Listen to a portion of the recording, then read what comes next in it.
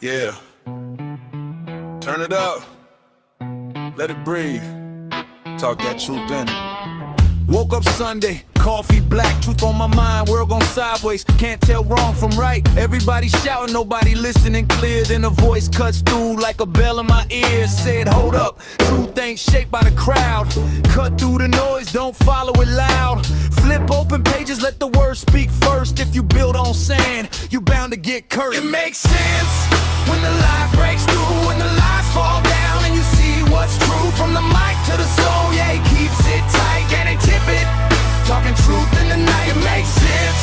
Yeah, it all lines up when grace runs deep, and the truth ain't cut, no compromise, no watered down fence. Real talk, living like it makes sense. Yeah, diamond. Ideas rolling, faith over fear, yeah, the truth stay golden. Culture try to twist what reality means, but Danny break it down like surgical beams. Not vibes, not trends, not whatever feels right. It's logic with a backbone, faith in the fight. Romans 14, when the people divide, he remind you who to judge, let that truth collide. See the world say blend, he say stand firm. Not hate, just truth, let the scripture confirm. No cheap grace, no pride in disguise, just Christ at the center, no compromise. Yeah, you can run from truth, but it's still gonna stand.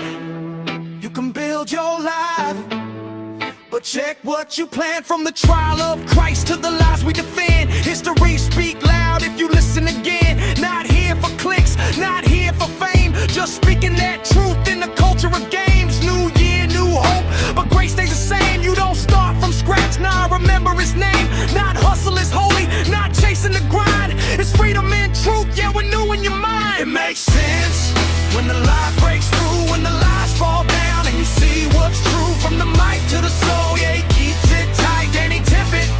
Talking truth in the night, it makes sense. Yeah, it all lines up when grace runs deep, and the truth ain't cut, no compromise, no watered down fence. Real talk, living like it makes sense. Yeah. Not everything true feels easy, but truth, it still makes sense.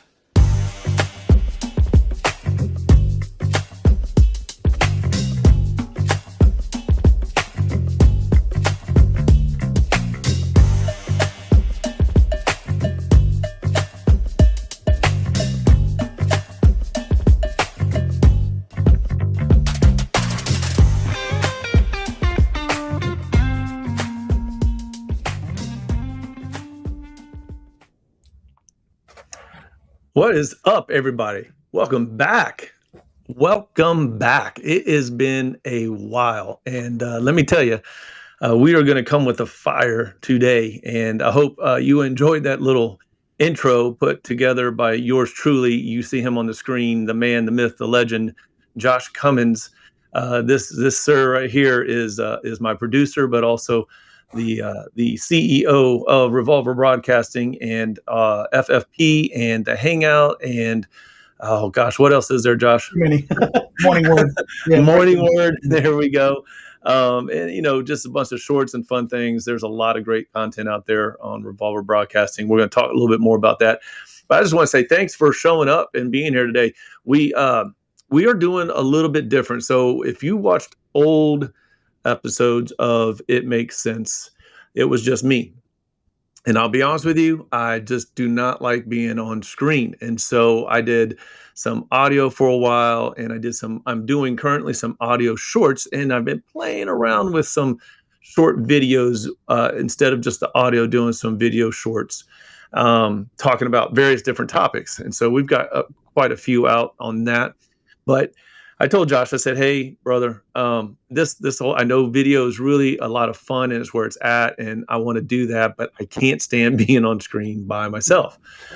And so can we get a camera on you so we can just talk back and forth? So that's what we're going to be doing. That is going to be the longer episodes, the live episodes of IMSP are going to be that, because you know what? I hate doing things alone.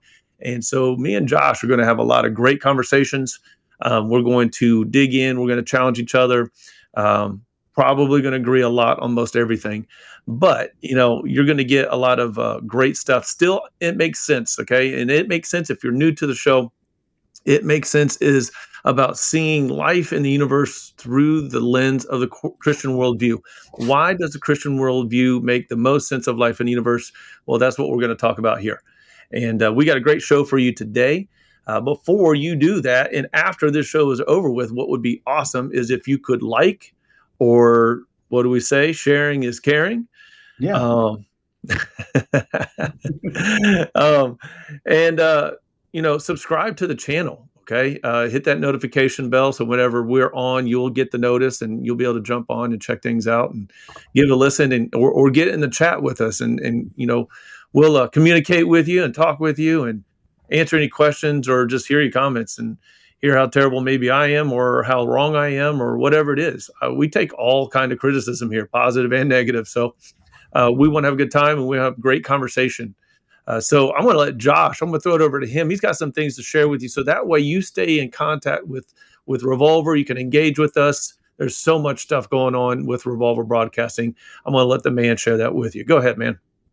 Yeah. So what I encourage you guys to do is go to the website, revolverbroadcasting.com. The website again is revolverbroadcasting.com. Pretty easy to remember, right? You already love Revolver Broadcasting, so yes, sir. Why wouldn't you visit the .com? But if you go there, it'll look much like this. For our audio listeners, you just have to go there. You just have to go and experience it for yourself. But for those of you who are viewing right here on video, on live, or on recording, well, then you're going to see, if you hover over where it says podcast, you'll see all of our shows there in one place. Or you can scroll down on the website as well, put the faces to the names. And hey, let's say you want to listen to some It Makes Sense. And you'll click on that Listen Here tab, and it's going to take you right into every episode ever of It Makes Sense podcast. Plus, it continues to just keep filling out as long as you hit that load more button, of course. And then you can even watch the live episode. I think we fixed. There was a bug in there before. I think we fixed it now to where even if there's a live episode going right then, you can watch directly from the website. You can also visit our news chambers where there's devotionals, the prayer list, news stories and assertions. The daily devotionals written by Danny Tippett over here, and it's meant to deepen your faith and to make you think. And I highly encourage you guys to read through these. Sterling and I have been using them on Morning Word as subjects to talk about in our post-show discussions with our premium content subscribers. So it's been a lot of fun to just sometimes butt heads, it's great because then you learn each other's boundaries, you learn what people are thinking, and you learn new things about each other and about your faith. And it's lovely, honestly. So yeah, go in there and make sure that you guys are reading those, comment on them. We love when you guys comment on them. It helps us get better and better and better. Because I've been thinking about doing some of those myself. Also the prayer list. If you want to pray for folks, so then you can go over here where the prayer list, and you can pray for folks by name. We have an entire prayer list it goes. It's an extensive list too, but we have tons and tons of people. Almost 40 people now that message me every single day saying that they're praying for everybody on our prayer list by name. So if you want to be added to the list, fill out the email form at any part of our webpage, and all those emails come directly to Sterling and I. And That's awesome. Mm-hmm. Because we want to pray for you, we want to pray with you. And also, finally, the shop. I can't say enough about how cool the shop is. We have a collection for pretty much everything we've got going on at Revolver Broadcasting, with the exception of the Hangout. I still have to work on that. But you have the Christ is King collection, Revolver Broadcasting collection, Trump Vance, all the stuff. And, of course, everybody's favorite It Makes Sense podcast, where you can get the T-shirt and mug right now. And those things will expand as I, get some more input from Danny and what he like to have before. But for right now, we've got the cool T-shirt and the wicked cool mug. So go over there and get one of those for everyone in your household. I know that you need some new threads. I know you need some new coffee mugs always. Who's always not recycling through? Always new coffee mugs. Minimum. Yeah. Yeah. I've got too many coffee mugs. My wife says that anytime you get a new one, you got to get rid of an old one. Mm-hmm. I got two at one time once, so I had to get rid of two of them. So, Josh, thank you, man, for that. It's guys, got to check out the website. There's so much stuff on there, so much cool content, and it's been really a joy to be a part of Revolver and Josh. And if you don't know his heart, for you guys, my fellow brothers and sisters in Christ, if you don't know his heart, that prayer list should tell you everything. They keep up with it. They got people that are praying. You can be one of those people that can pray for each other's prayer requests and even give your own prayer requests. And I'm sure Josh might even enjoy hearing some praise reports from some of your prayer requests. Oh yeah, we had some wicked big praise reports this morning during morning word. It was 4 in a row. Awesome. It was boom, boom. It was like, hey, we'll take that right off the list. That's great. We'll take that right off the list. That's great. Yeah, praise the Lord, man. That's awesome, dude. I love that. That's what it should be, right? And I think there's too many podcasts out there, or organizations, companies, whatever, shows that talk about Jesus, talk about God, and they want to just talk, but there isn't that hey, we want to do more than that, And that brings me to something that I knew project that I've been working on for a long time. I want to share a little bit about. Right now, we are just very small and we're very limited on where we're releasing our shows. Right now, we're just on YouTube, but it's called Table 42. My son, Daniel Tippett, he's the fourth, and my friend, Zach Lahan. We've just dropped our 3rd episode. I will apologize. Our audio is not the best right now, but that is going to be fixed for the next 2 episodes, the next episodes that are coming out. So we're working on that, but I will say, just some great conversation we're having over there.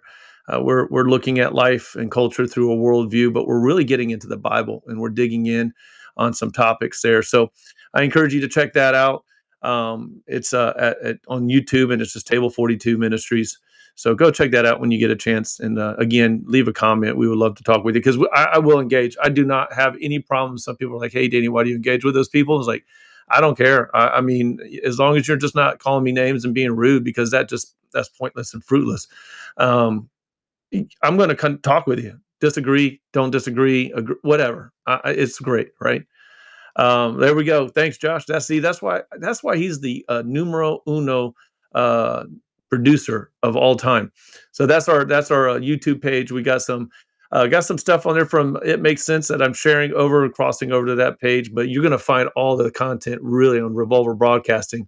There's some shorts on there that I'm releasing too, but the little short reels that we have going out, just a little taste of each full episode, but I really encourage you to dig into the full episodes. They're between an hour to an hour and a half. They got longer.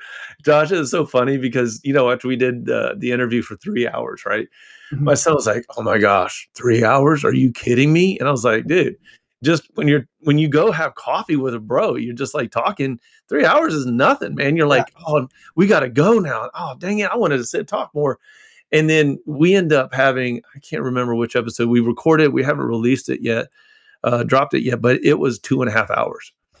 And I was like, so you're sitting there complaining about 3 hours, and we just had a 2.5 hour conversation that just was like smooth, man. I mean, like, come on, it's not that hard. Okay. So I just thought it was hilarious, but yeah. He's, kids, man, he's 21 and they got short attention spans, and but they don't realize when they enjoy something, they play video games for 6 hours. I mean, come on, it's not that hard when you're enjoying yourself. That's right. All right, so tonight I wanted to open up this, I guess, almost like inaugural episode live. I wanted to talk about something that was introduced to me. I had heard about it, but wasn't familiar with it. And it was actually introduced to me by my son's girlfriend. And she had talked about her brother had watched this movie called The Zeitgeist. And if you don't know how that's spelled, it's Zeitgeist. And so I was like, okay, that's interesting. And she was sharing with me some of the things that he was saying about it. And so I decided, well, I've got to take a look into this. And so it's broken up into 3 parts, and it's sort of like a 1980s acid trip gone wrong. It's really, really bad production. It's really weird and sort of out there. I was like listening to it, and I'm going, Josh, I'm like, dude, I don't know. I don't know if I can listen to this thing. I was so grateful that what I wanted to listen to was only the first third, about 20 minutes.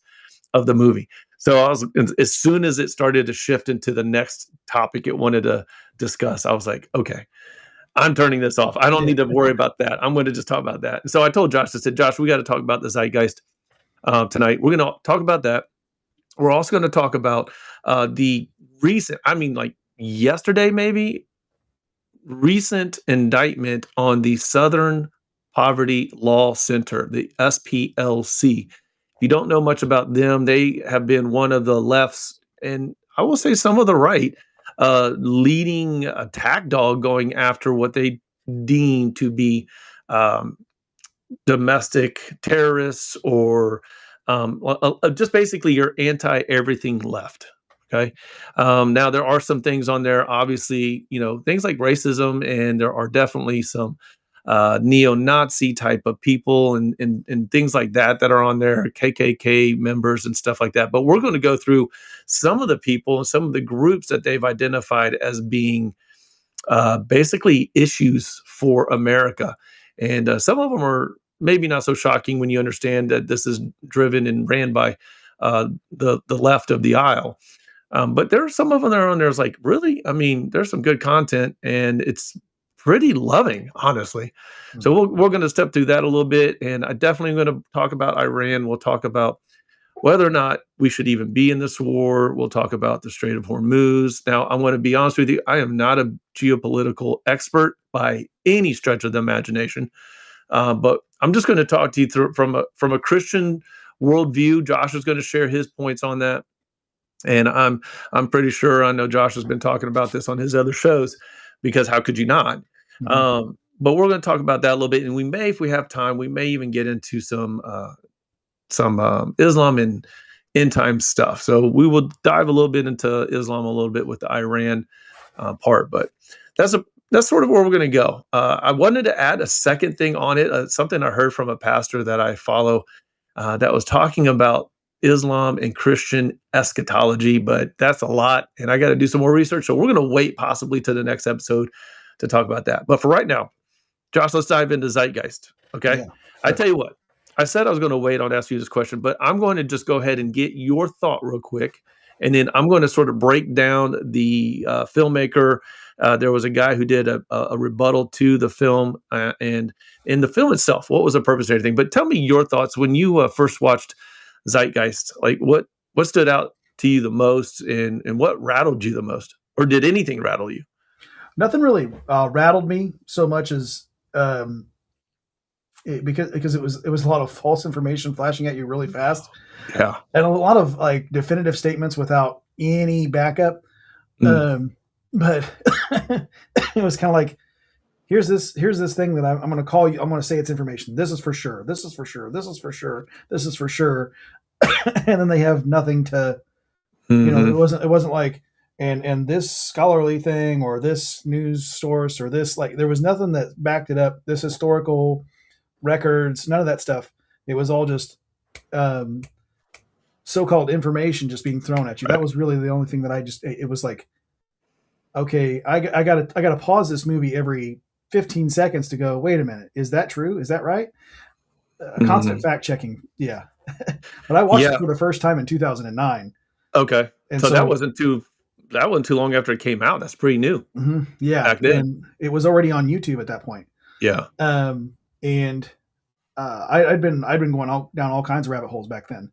But I ran across that film and I went, and conspiracy theorist me was like, really I can see what I mean, after watching it and then dipping a little bit into the next part, I mean, I can see why anybody who loves conspiracy theories would just be like, down the rabbit hole with that one.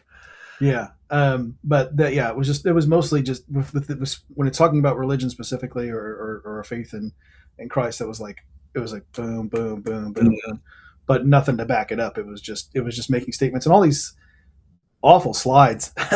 Oh, it's so bad. It was so bad. I mean, it reminds me of the early days in our studio. It was like, wait a minute. How was our production value better than theirs? Right. Yeah. It took me back to the science fiction movies where you could see the strings holding up the ships, right, as they're flying through space. That's when Star Wars came out. I was like, oh my gosh, no strings attached. Really? How'd they do it? Yeah. Yeah, well, let's dig into this. I want to start off by just talking about the purpose of the movie. Okay. So I looked up some things. I'm just going to read this straight from my notes because it's just easier. But according to the official Zeitgeist website, and yes, there is an official Zeitgeist website. It is a movement, y'all. So it's sort of funny. A movement nobody knows about really. But I will say this. I'm sorry. I'll interrupt myself. The movement actually, there's quite a bit in this that is filtered into mainstream thought. And so you can listen to some of this and watch it, and you can start to see how, some people may not know that the zeitgeist might be a source for it or something that has pushed it. But there's all sorts of little things in this movie that people are going, like, they have thought of and had no relation to zeitgeist. It's just similar secular thought or just anti-Jesus, like, assumptions, fairy tales, literally fairy tales, just out of thin air. They just came up with this stuff. A lot of sharpshooting tactics. Yeah. And we're going to talk about, like you said, and I'm glad you brought that up, that it was just like rapid fire, right? Mm-hmm. So we're going to talk about that. That's actually a technique used. It's actually a logical fallacy, actually. All right. So according to the official website, Zeitgeist is meant to refer to the intellectual, spiritual, and cultural awareness of the time. The stated purpose of the project was to explore what shapes humanity, how people relate to one another, what society is doing, and what it ought to be doing if we actually want a more peaceful, humane, sustainable, and healthy world. Now, sounds great, right? So far, I mean, hey, okay, I'm down with that, right? Yeah, who wouldn't want that? Right. So what is interesting that Zeitgeist, the movie, did not even begin as a film. According to the site, it started as a kind of vaudeville style type of multimedia performance piece in New York City that blended recorded music, live instruments, and video. It was performed for free over 6 nights, then shelved until a friend suggested Peter Joseph, the filmmaker, put the audio and video online. From there, according to the site, it just exploded. The claim is that within 6 months, the film had been viewed more than 50 million times on Google Video. Tells you how old it is. And that by 2020, the total estimated views across the film series had gone past 500 million, with uploads in dozens of languages. The site even says some have considered it the most watched internet movie in history. And I think, honestly, when I heard about it, that's what I heard. The About page presents that the first film as the beginning of something much bigger. It says the public response to Zeitgeist led to the 2008 follow-up, Zeitgeist Addendum, and then that attention surrounding those films helped inspire the Zeitgeist movement, which Peter Joseph founded in 2009. The site does try to make a distinction here, saying the films are Peter Joseph's personal work, while the movement itself is more focused at its core on economics and sustainability. The site also presents Peter Joseph as more than just a filmmaker. It frames him as a public activist and media figure, saying he founded the Zeitgeist movement, curates the Zeitgeist Media Festival, Lord help us, has worked with different organizations and working groups, has spoken internationally, and has been featured in multiple media outlets. It also notes that his work is produced and largely distributed through his company, Gentle Machine Productions, LLC. All right, so another thing is he's coming out with another one. And he's actually trying to raise money, from my understanding, to do a better version, hopefully. So who is Peter Joseph? Well, according to the bio that I've seen on him, Peter Joseph is an American independent filmmaker, author, and activist, best known for the Zeitgeist film series. On his official site, he says he's founded the Zeitgeist movement. We just talked about that. And presents the Zeitgeist films as widely viewed social critique projects. And again, sometime this year, actually 2026, there's going to be another installment of the franchise called Zeitgeist Requiem, which is supposed to premiere, and there's no date on that. I've not seen anything out when that's going to be coming out. I've not seen that it already has come out. Keep in mind, as we're going to go through the content of the Zeitgeist, he is not an ancient historian. He is not a biblical scholar or a specialist in any kind of early Christianity or history in that regard. He is a filmmaker and an activist. So that doesn't make him automatically wrong, though. I'm not going to, there's a lot of things I'm not an expert in that I can be right about. So doesn't make him automatically wrong, but we're going to go through this and sort of see. When you have somebody that has something that comes out like this, especially if you're a Christian, you got to pay attention. We have to pay attention to these things. If we don't pay attention to these things that come out like this, then what happens is the world just sort of gobbles it up, and it's going to grasp it, take it, and engage with it, ingest it, and then spit it back out. And then they're going to spit it back out as this is truth, this is fact, just like Peter Joseph did. So we need to test those claims, and that's what we're going to do today. All right. Now, there was another gentleman by the name of Dr. David Miano. He is a historian of the ancient world.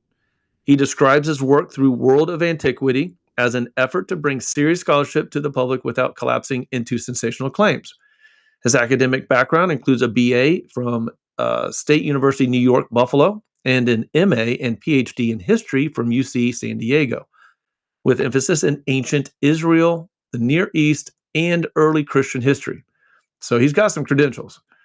He's also taught ancient and world history at the college level for many years. So Peter Joseph, right, the provocative filmmaker, and then you got David Miano, who is the actual historian, the actual expert in this area.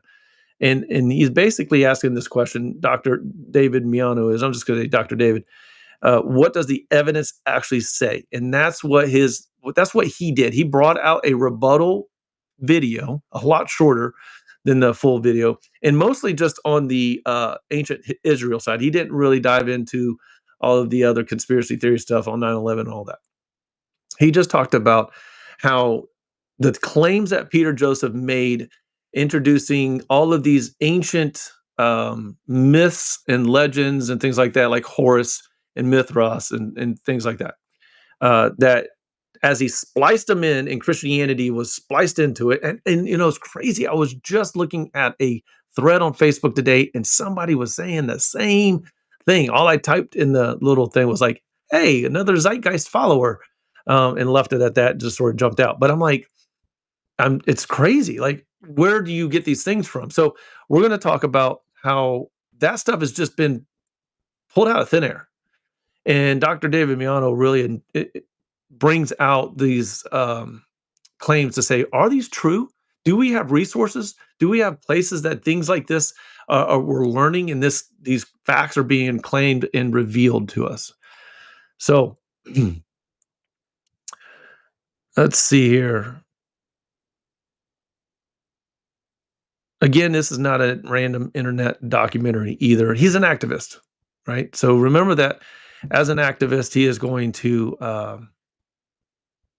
he's going to do activism. I mean, it's apparent he is not a fan of Jesus Christ.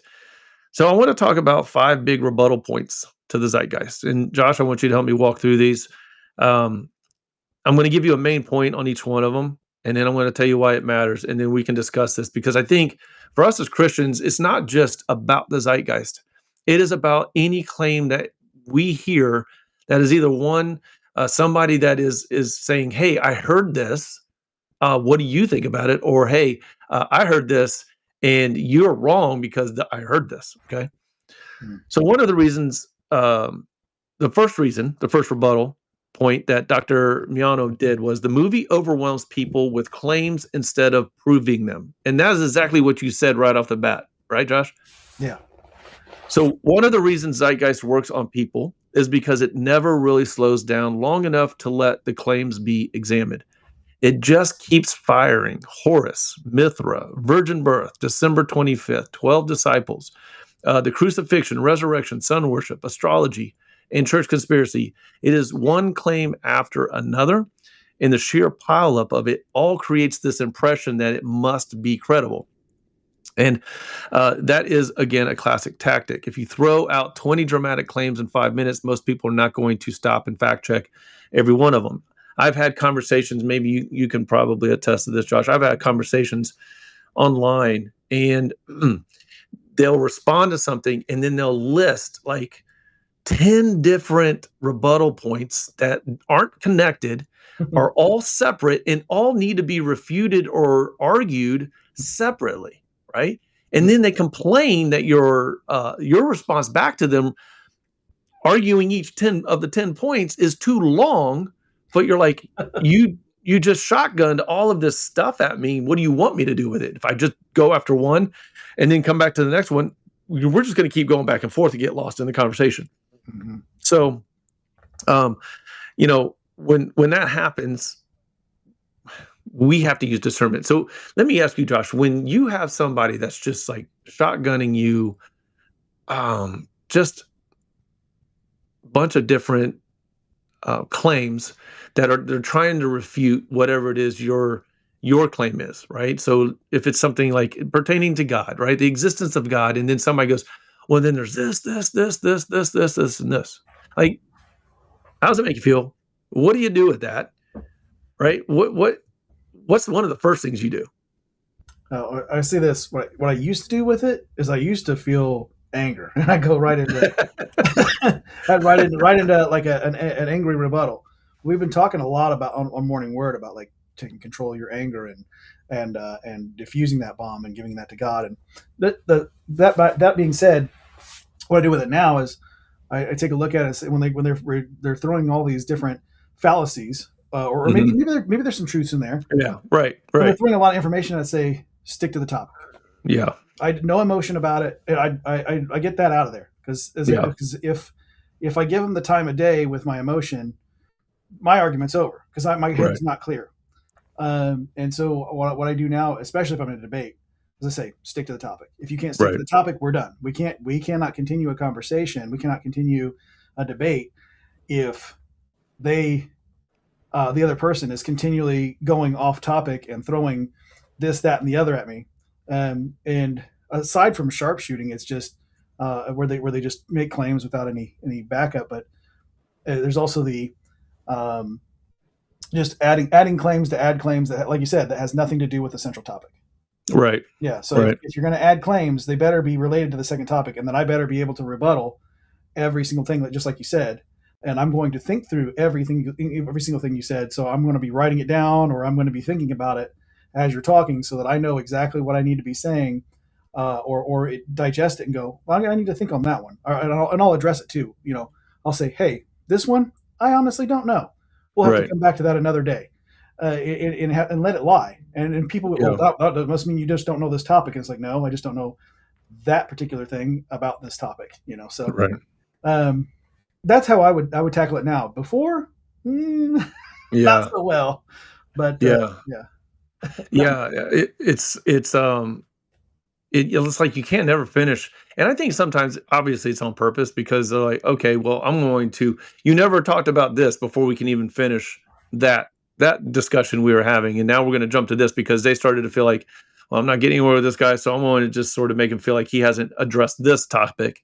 And then you're jumping back and forth. And then, when you're on like things like Facebook or something like that, like the threads don't just stay in order, right? I mean, you're trying to reply here and then you get lost here and then you're like, okay, I see the line is going this way. It's like, you just end up getting lost. And I think it's just them trying to make you sound a little bit more confused or confuse you intentionally, right? Oh yeah, absolutely. They're trying to confuse you intentionally. It's just like with anything, if you fill it with enough truth, you can throw lies in there and people will still believe it. Right. Yeah. Oh yeah. The next tactic, if that doesn't work, then they start with ad hominem, and they're like, well, you're a this, you're a that, and I'm like, yeah, sure. Mm-hmm. And it's like, that's the thing. It's like, they never addressed this, so they must agree with it, or they don't have an argument for it, so I won that argument. It's like, no, we talked about number 1 and not number 9 through 2 through 10. We're trying to focus on one thing here, man. Yeah. And let's just talk about that. And oftentimes, if you could just focus on the one, you'll end up knocking the other ones or some of the other ones out, possibly just by one of them. I've done this before. Is like, you just gave me a premise that was self-refuting, and so we can't argue that point. And just so you know, your other 5 premises also are self-refuting. So we can't have even a discussion because you're just, what you were claiming is just knocking its own self out. So yeah. And it's also called Gish Gallop. by the way, when something like that. I think there's another name for it, but it's called Gish Gallop when you get these rapid fire claims thrown at you that some are misleading, some are half true, some are outright false. Some may be true, but they just get mixed up in everything. You can't even, and that's the other thing. Like, I would like to agree with you if you say something I agree with that is actually a fact or a truth, or an even opinion I agree with. I want to agree with you on some point, but it gets lost in the mix when you do all of that. So nobody, I think what they think is, well, I think they're right, honestly, and we see this in the media all the time. They think nobody's going to double check things. And if you give them so much, nobody's going to take the time. Some people will. I was one of them. They're not going to take the time necessarily, though, to go through and look at every single claim that was made, because you've got to rewind and stop and go and start and then write down like that. At least that's what I had to do. All right. I'm watching it and I'm like, oh, nope, got to go back. I missed that. I'm going to write that down, check that out. And that's what they assume. They assume nobody's going to do any kind of research on it and just be overwhelmed with it. And if you say it confidently, oh my gosh, man, confidence goes so far. I knew this one guy, he would get into places without any kind of badge or anything like that. And just because he walked in with confidence, like nobody questioned him because he walked in with confidence. Oh, he looks confident. He must be here for some reason and he's supposed to be here. So they just, if you have enough confidence while you're just, spitting all this stuff out all at once and you're doing it so fast and so much at once, then nobody's going to check it out. And really, this is the sad part, Josh. I know you agree with this. There's so many headlines with just one claim in the headline and people read that line and they never read the article. Yeah. We live in this world to where it takes too long to read an article, or you got memes, you got GIFs, you got, these little quick shots out there that people are like, oh yeah, that must be true, because so-and-so said it. And it's like, go and do some research. I call those headline harlots. Yes. That's a great, yeah. So one of the things, the real power of the film, it's not mainly in the strength of its research, because we're going to talk about that here in a minute. It's in the strength of its presentation. Would you agree? Yeah. It's a good presentation overall, though. Yeah. I have to give it that. I mean, outside of the cringy, video and the cringy sound, it is almost like some kind of psyop. It's like it's like one of those things. It reminded me of. It's like one of those things when you're watching a movie and somebody is being tortured psychologically, and they're strapped into this chair, and then they're watching the screen, and there's like this real loud, crazy music, and they're showing nothing but all this madness on the screen, and they just continue to do it. Yeah. It's just like that's where I'm going. Like that made me feel like that. So this movie, not earning your trust by carefully proving what it says, that's for sure. So this is the next part. Okay. The second thing is the sourcing here is weak, it's fringe, and it's very much detached from mainstream scholarship. And this is where most people watch it will not dig in. Also, too, if they've already got a hint of what they believe about Jesus, or there's already this, hey, this Jesus guy can't really be the guy that this book says that he is. There's no way that he could be that. And how silly does it sound that God steps out of heaven and puts on human skin, right? Like, this can't be him. And so when they hear a story like this where somebody could say that he was basically infringing on somebody else's copyright, they will just, okay, that works for me. That's all I need to hear. That's all I need to know. So this is one of the major problems with the Zeitgeist. It claims do not line up with mainstream scholarship. And instead of leaning on widely recognized experts in ancient religion and early Christianity, it leeches onto sensational, fringe, and questionable material. That is one of the major criticisms of the film. It pushes a thesis that runs against scholarly consensus while leaning on sources and authorities that are weak at best and unreliable at worst. So a lot of viewers assume the movie is summarizing standard academic knowledge. It is not. It packages fringe claims as though they are settled facts. This is where Dr. David says, He asks these questions, and he actually says, like, whenever we in this actual world of experts that are looking at ancient literature, ancient and historical events or stories, we got to ask some questions. Number one, what is the source? Okay. Number two, how early is that source? This is also what they use for determining the reliability of the New Testament. Okay. Three, is it primary or secondary? Four, is it being quoted accurately? And five, is the claim supported by the actual evidence? So Zeitgeist does not model that. It does not model careful sourcing at all. It makes major claims while leaning on weak, fringe, or badly handled material rather than recognized mainstream scholarship. So when I say the Zeitgeist does not model careful sourcing, I mean that its Christianity section leans heavily on writers, and I'm going to butcher these names: Acaria S, and S being the letter S, Gerald Massey, and Kersey Graves. None of these are historians of ancient religion. Even critics who trace the film's source trail said those authors are widely treated as unreliable, unscholarly, or fringe, and that many of the movie's headline claims collapse when you actually check the ancient evidence. So the First Lady, I guess this is a pseudonym, or one of those. I don't know if it's an author name. I guess it would be Acaria S. Her actual name is Dorothy Milne. I'm going to say Milne Murdoch. She was an American writer and Christ myth theorist. Let me say that again. Christ myth theorist. She had a BA in classics and Greek civilization from Franklin and Marshall College and spent a year at the American School of Classical Studies at Athens. She wrote books arguing that Jesus was a myth built from earlier pagan and solar deity traditions. That is some academic background in classics, but she was not a mainstream historian of ancient Christianity or a recognized specialist in New Testament studies. Okay.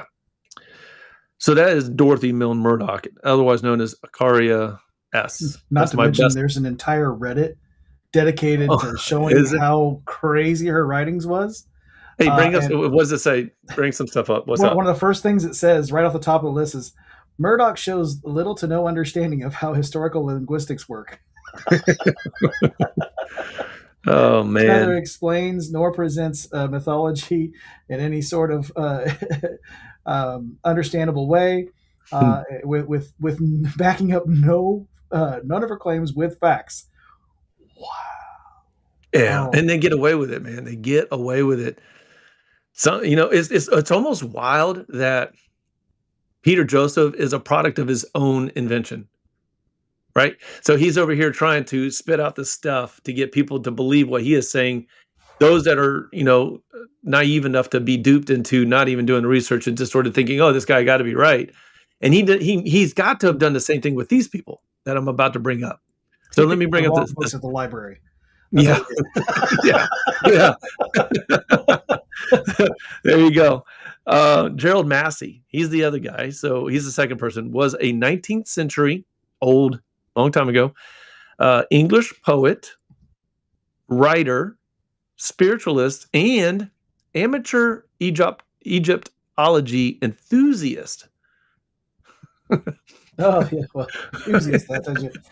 Yeah. I mean, I know some enthusiasts, man. And I tell you what, like, can you imagine a doctor being an enthusiast about medicine? Oh, yeah. I'm a medicine enthusiast. Yeah. I can do that surgery on you. Oh, my gosh. It might actually be safer than some of the modern physicians, honestly. Oh, facts. Those are facts. All right. So he had limited formal education and was largely self-taught. Now, again, not knocking self-taught. I think in a lot of ways, Charlie Kirk was self-taught in a lot of ways. He did a lot of his own research. He didn't have a very high education, right? He talks about his, JUCO education that he got. Didn't even make it through that, right? Am I correct on that, Josh? Yeah, junior college, yeah. Right. And he just read a lot of books. A lot of books, right? So it's self-taught, not so bad, but not for everybody. He became influential in fringe comparative. Oh my gosh, I can't even believe I'm saying this. He became influential in fringe comparative religion circles for drawing connections between Egyptian religion, and Christianity. But modern Egyptologists have widely dismissed his work as outside serious Egyptology. So he's basically an Egyptian conspiracy theorist, and one that's not very good, apparently.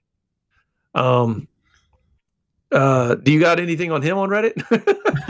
That's what I was honestly, I was sitting there like scrolling it. I mean, he's older, so there's probably there's a ton of YouTube videos on him, people talking about him, but it kind of goes back and forth with the YouTube stuff. Right. Yeah. I mean, he was 1800s, man. So yeah, there's probably not much on him.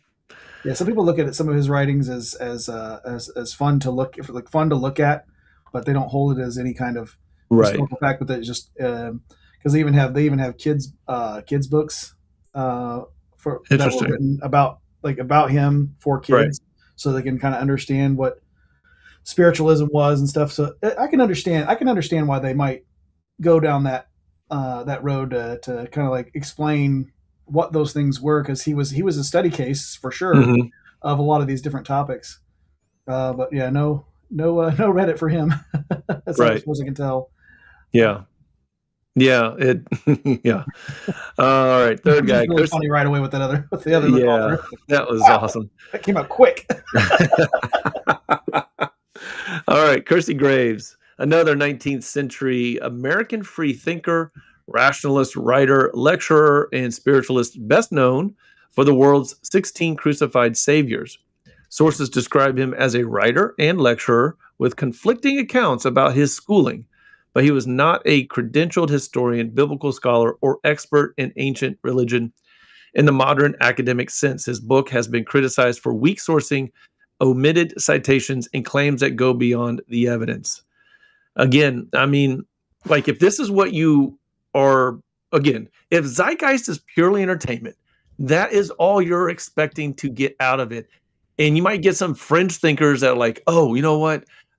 It's like when people will say, what was it we were talking about the other day? They'll take a movie and watch it and think that it's a Christian movie, but it has nothing to do with Christianity, right? And so they'll start to just dial in, this is Christian here and that's Christian here. Oh, this must be a Christian movie, right? And you know what? The author, the director's an atheist, and the writers are all atheists, and this has nothing to do with Christianity. It's like 6 or 7 degrees. Was it 6 degrees of separation from Kevin Bacon? Right. I mean, you can connect in any sort of way that you want to if you work hard enough at it. Doesn't mean that it's fact. Doesn't mean that it's a truth claim.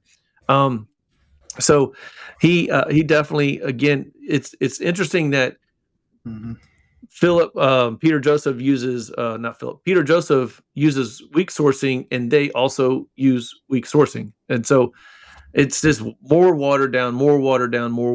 And if you're trying to make this, again, this is a viable and truthful claim about them ripping off, Egyptian stories to make Christ look more than what he actually was. And they even make the claim that he didn't even exist, which is even Bart Ehrman says, you are ridiculous for even thinking that Jesus did not exist. And Bart Ehrman's an atheist, all right? Or at least an agnostic, at the very least. Like, he argues that Jesus is not God, but he says Jesus did exist. So if Jesus actually exists, then, and most people agree, whether you're Christian or not, then that claim right there in the Zeitgeist was just sort of outlandish. Okay. Let's see. So you got 3 people that he used for his sourcing. The Zeitgeist does not model slowing down to verify specifics. It piles up claims, like we said, so quickly that viewers feel persuaded before even checking whether the details are actually true. It does not model fair comparison between religions. It takes loose similarities between Jesus and pagan figures like Horus and Mithras, strips them from their context, and presents them as proof of copying. It's not even a claim in the movie that they go, well, this could be, or this is similar, or, I mean, even if it's not even true, you could at least say some people believe, but it does not come off right. Am I off? Am I missing something, Josh? It came off as this is how it is, right? Yeah, it was very matter of fact when it was spoken, and it's back to back to back, like you said before, so they can't fact check it.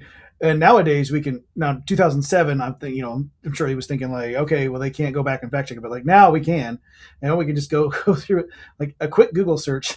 Was Horus resurrected? Literally, just did that. Right. No, this is pulling from 14 different sources, by the way, for the AI overview. And it says, no, Horus was not resurrected in the traditional sense.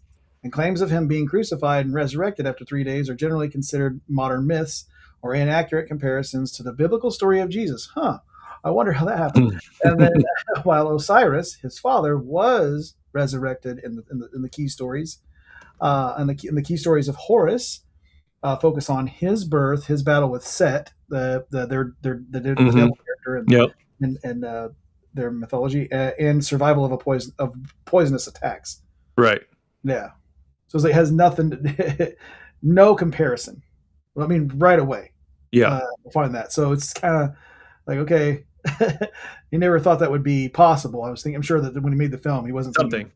Someone just go search it. Right. Just a little something. Now, in some of my deeper dives that I did, there was this comparison of a battle of one of the Egyptian gods where they would, it was like whenever it was night, that meant that god won and had victory over day. And so day died. And then overnight, the next morning, they would fight again. And then night would die and day would win. And so because there was also sort of a connection that he tried to draw there with them as well. All right. So it does not model intellectual honesty about scholarship. It presents fringe ideas like Jesus never existed, which I just talked about. The movie presents Jesus never existed like an enlightened conclusion, not a fringe one. Mainstream scholarship does not treat mythicism that way. Broad reference summaries of the field say that Christ myth theory is a fringe theory and that mainstream scholars hold that Jesus was a real first-century historical person, even while disagreeing about many details of his life. Even non-Christian scholars who reject Christian doctrine still affirm Jesus existed. Like I said, Bart Ehrman is not an evangelical apologist by any stretch of the imagination. Has written critically about Jesus often, but he says Jesus is not a myth. He is and if you think otherwise, that's just a fringe opinion. Okay. He said that zero scholars take that seriously. The movie does not tell viewers where the real scholarly debate actually is. Did Jesus exist at all? But questions like, what can we know historically about him? Which gospels details are more secure? And how should miracle claims be treated? Reference summaries of the field note that mainstream scholarship generally regards Jesus' existence as settled. Blurs the line between popular internet contrarianism and academic consensus, and it leaves viewers with the false impression that historians are hiding the truth. All right, so he's building this momentum, right? And I would imagine that for the last 2/3 of the movie, like he's really got audiences probably captivated at this point. Mm-hmm. So the rest after that is going to be, I'm just basically converting people over to conspiracy theorism, right? Mm-hmm. So number 3, this is another rebuttal. The Horus and Mithras parallels are exaggerated, forced, or just false. So we're going to dig directly into what some of those claims were. This is one of the biggest places where Christianity section starts to crack. Zeitgeist wants people to believe that Jesus was basically copied from pagan gods like Horus and Mithras. But when you actually slow down and check the sources, many of those supposed parallels are just not there in the ancient record. With Mithras, for example, claims like a virgin birth, 12 disciples, crucifixion, burial, and a resurrection after 3 days are not supported by the historical evidence. Same kind of exaggeration and overreach shows up in Horus as well. It's one thing to say that different religions can share broad themes. That is not some shocking claim. Ideas like sacrifice, divine beings, cosmic conflicts, salvation, kingship, judgment, and life after death show up in a lot of places. And I will agree to that. But this is not what Zeitgeist is arguing. And it's not just saying there are some general similarities here. It is trying to argue that Christianity directly copied, and that is what it says in the movie, directly copied the life story of Jesus from older pagan figures. That is a much bigger claim than just sort of making some similar comparisons. So that's where everything really starts to break down. So let's talk about Mithras or Mithra.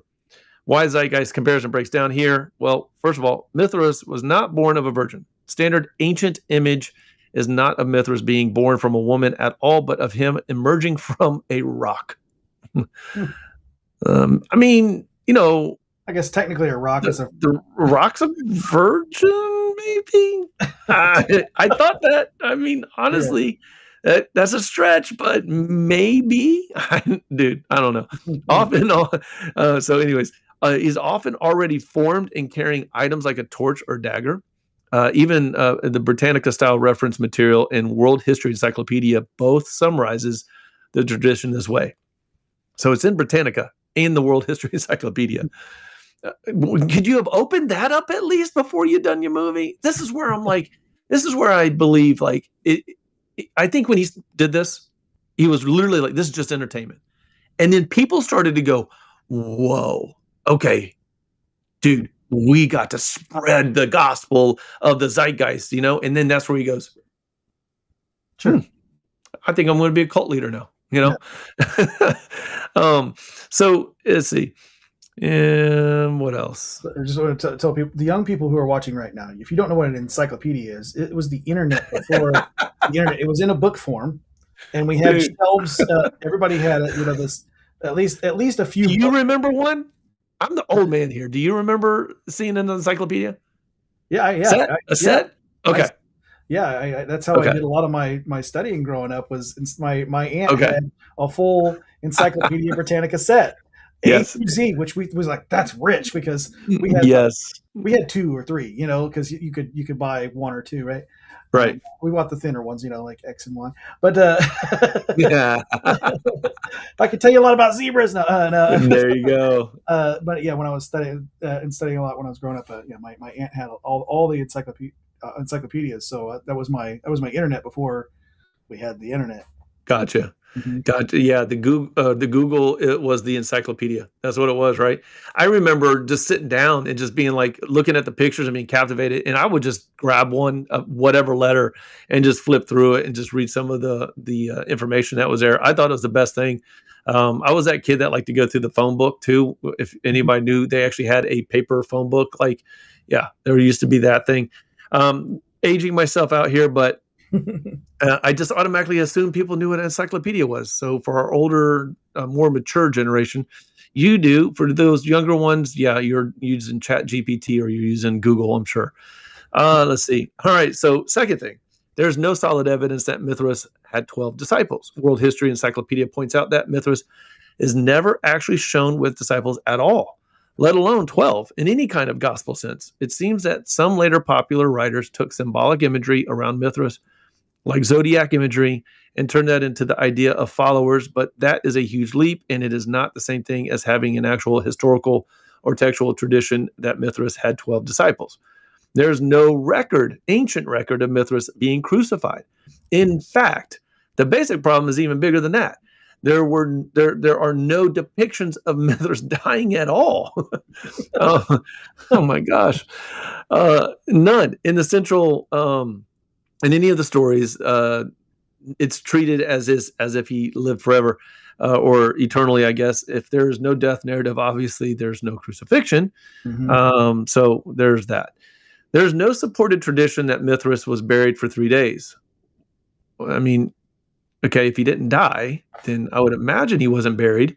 Yeah. But then again, some people are buried alive. Yeah, I'll say then it would have been there would have been a story about being buried alive, and yeah, right. Wait, guys. Yes. All right. Yeah. So if the sources do not actually give you a death and burial sequence, then the buried for 3 days thing, that claim is being imported into the myth, not drawn from it. The common popular comparison works rhetorically only because people hear a Christian-sounding phrase and assume it must come from an actual Mithraic narrative. All right, another one. There's no historical basis for Mithras rising after 3 days. Of course, if he wasn't buried for 3 days and he didn't rise after 3 days, that's what the Zeitgeist claims. There's no historical record of any of that. It said World History Encyclopedia summary is blunt on this point. Mithras did not die on a cross, and there are no depictions of him dying at all. So not only did world history decide to say, okay, this is the story that was told in Mithras of the ancient records we have, it goes out of its way to say, oh, by the way, if there's any conspiracy theories out there, he was never crucified and he was never depicted as dying even at all. Mhm. So, I mean, I don't think that this could have been hard to find. Do you? Yeah. Kind of sounds like Superman. Yes. Yeah. Yeah. You know what? That's what we should compare him to, Superman. Mhm.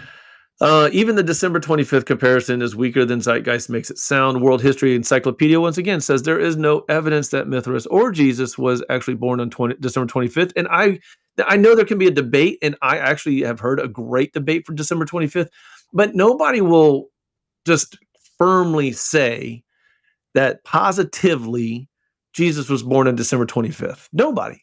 I think that there's some people that feel confident that that could be a true thing, thinking of the way that they talk about how Jesus might have been conceived 9 months prior to that, and that he could have been born in December, and that was one of the reasons they decided December 25th. But West anyways, Elf has the best argument I've seen for that. yeah, it's a good argument. The matter of fact, that's who I heard it from, and I thought that was really compelling. Let's see. So notes that later calendar observances are not the same as a historical birth claim. So even where there may be later festival overlap in Roman religious culture, that is still not the same thing as proving Christianity copied a Mithraic biography. Okay, so what Zeitgeist does with Mithras is take a religion with very different imagery and theology, then retell it in a Christian-sounding language with all of those things: the virgin birth, disciples, crucifixion, right, burial, resurrection.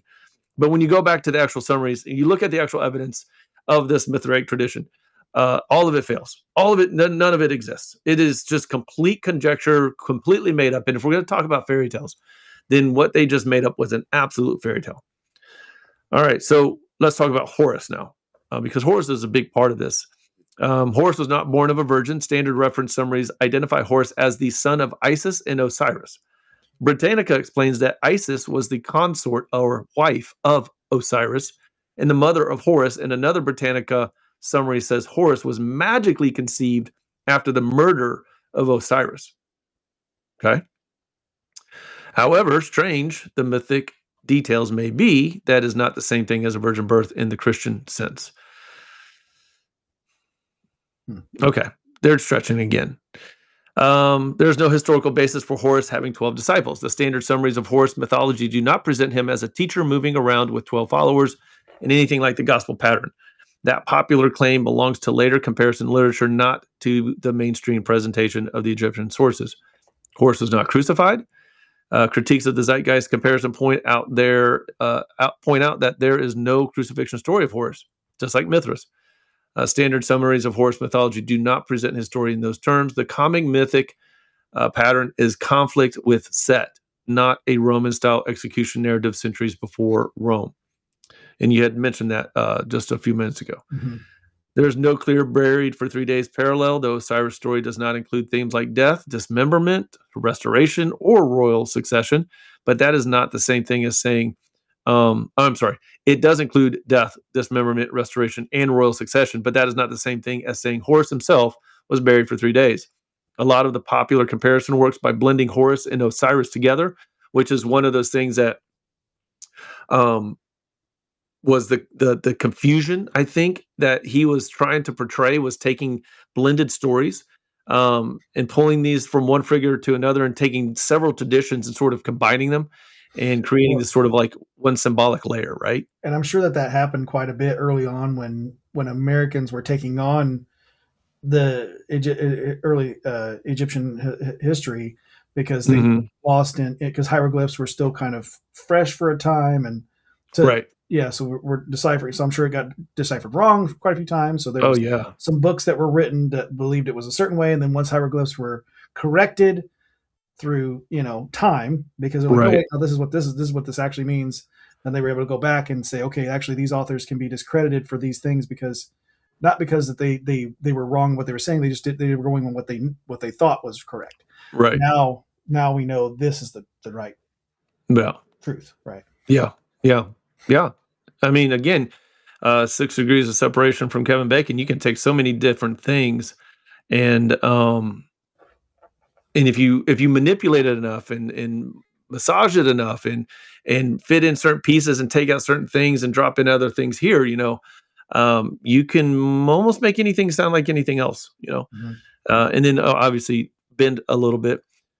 The resurrection claim, it's badly overstated. Critics of the Horus comparison point out that Horus is not generally presented as dying and rising after 3 days the way Jesus is proclaimed in Christianity. There may be some later or alternate strands that carry symbolic death and return themes, but that is a very different thing from having a clear, stable biography level parallel to Jesus. In other words, Zeitgeist takes scattered Egyptian imagery and squeezes them into a made up gospel framework. The film flattens Egyptian mythology into a Christian template. It really does. It's weird. It's sort of weird too. It's almost like, which one are you trying to blend in and mash together? Because it really sounds like you're trying to make Horus sound more like Jesus than Jesus sound like Horus in some ways.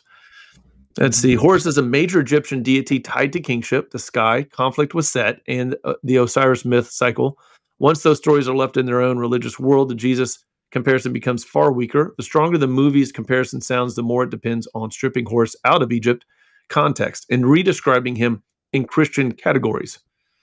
So the Horus comparison really works by compression and confusion. It blends Egyptian myths together, imports Christian sounding language, ignores major differences, and then acts like proves Jesus was copied from Horus. But when you look at the standard summaries of Horus, you do not find a virgin born, crucified, 12 discipled, 3 days risen Savior. That is a modern reconstruction, not the actual Egyptian record. And really, that is the problem with both of these two, right? The film takes myths from very different religious worlds, rips them out of their own context, rewrites them in Christian-sounding terms, and then pretends that resemblance equals copying. But once you actually check out the historical record, the big headline parallels start to fall apart in a hurry.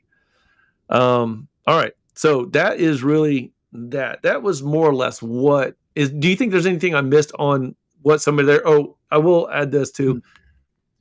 It starts off with a huge emphasis on astrology. It talks about zodiac signs. I mean, that right there is a whole nother, it's almost a whole nother conversation, not even dealing with Christianity, just the claims that it makes about how Christianity is based on zodiac signs and astrology, right? That, I mean, that just was odd to me. Do you remember much of that part? Because it sort of glossed over it, but it was right at the very beginning. Yeah, it kind of zips right past it. But I mean, I think it was just part of the I want to throw a bunch of stuff at you. Yeah. Tactic. So they needed some kind of filler. So I think that was something that, like, it's most people know something about zodiac type stuff, so they thought, well, this will be easy filler because a lot of people already they're going to be pulled in by this. Yeah. I think that's where that came from. Something that the film did get correct is the reason that one of the reasons that Easter or the Resurrection Day is chosen on the calendar, and that's why it moves around, because people get confused. Why does it move around? It's because there is a day in spring where the sun kind of does a weird thing, that it's the then sun, where as it seems to go down for about 45 minutes to an hour, it kind of seem to hop back up and then continue to descend. So that part is correct, but that's been in science, right, been in the almanacs for a long time. So that was kind of an easy pull. I mean, So there was no denying that. That one's fact. But I got something else that I want to bring up to you for it, but I know you had a couple points to finish up with there. Let me do these last two and then bring it up. I want to hear it. Number 4, the movie treats speculation like settled history. We already talked about this. Dr. David's broader work really emphasizes that real ancient history takes context, evidence, caution, and nuance. Does not take shortcuts. It does not deal in pseudo-historical certainty. That is the exact opposite of what Zeitgeist does when it jumps from symbolic similarities to massive conclusions about where Christianity came from. This movie is not just making arguments, it's making it sound settled. And the fact is, it's absolutely not settled, and not even close to settled in the way they say it. Again, fringe. That's what this whole thing is. So the last one is, well, I want to say this too. We have to, as Christians, we have to understand when we're confronted with anybody that's trying to say, I have an opposing view to what you're saying about Christianity or what the Bible says about Christianity, that there's two things that we have to employ.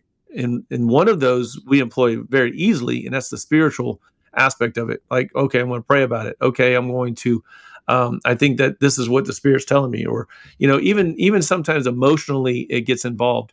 But one of the things that we feel like, I think as Christians, that we can't do is intellectually engage to say, okay, this stuff does not sound sensible, logical, reasonable, and it definitely needs to be checked up on, because they're so wild and outlandish in these claims. Like, you can make some claims that it's a stretch for me, but if you want to say that, some of the Gospels were written 300 years later and Jesus was injected into history, okay, I can definitely get down with that conversation, though I don't agree at all, but I can get down with that conversation to think that there may be some kind of evidence you have to argue that.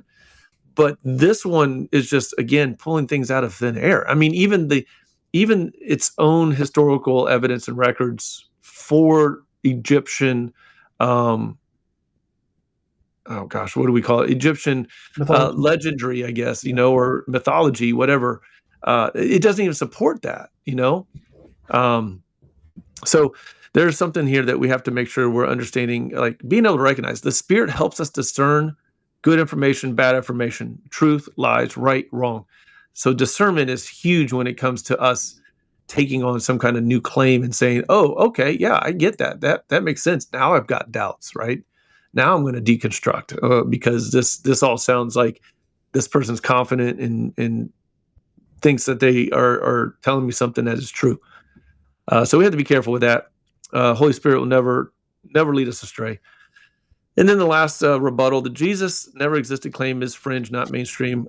We briefly touched on this, but I'm going to touch on a little bit more. The Christ myth theory, and this is for anybody out there who, I think some people, honestly, Christian or non-Christians out there, agnostics, atheists, naturalists, secularists, whatever you want to be called, you don't believe in Jesus, you don't believe in even maybe God, maybe you believe in something up there. But to make the claim that Jesus does not exist is a bold claim in light of the evidence. The idea that Jesus never even existed as a real historical person is widely viewed as fringe. So you would be in the fringe. It's like you believe the world is flat, you are in the fringe. That's the camp you are now in.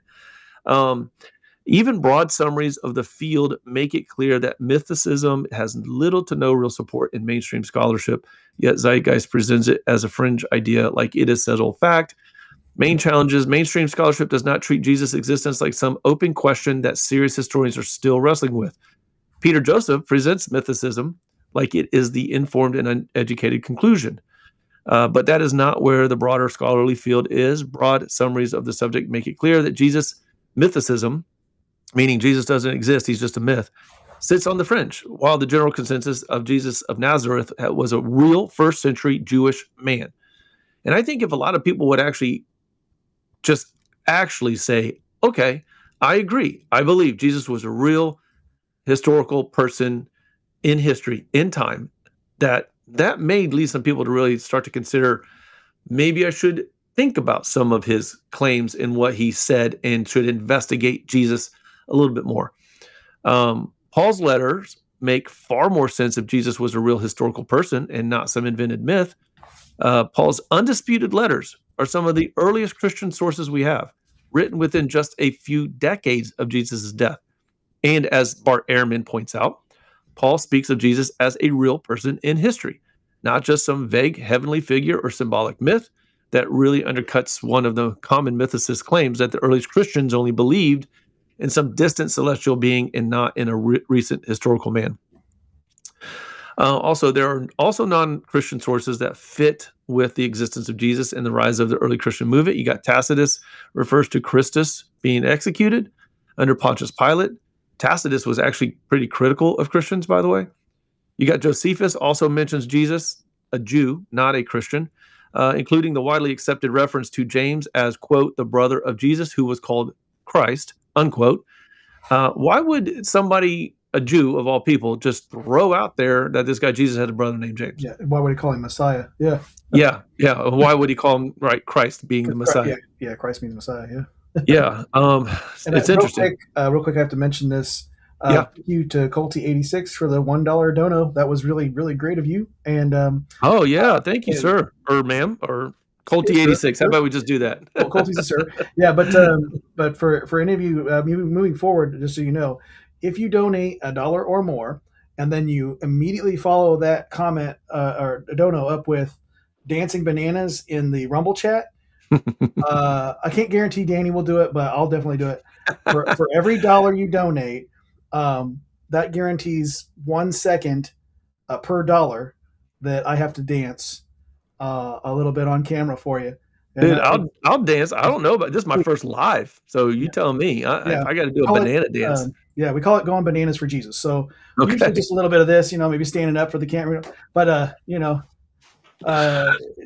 whatever we can do to entertain you guys. So if hey, I know that there's a few of you that are familiar, like C-Fam when she comes in here, and Steve when he drops in. Steve dropped $50 one day. I had to dance for almost a minute.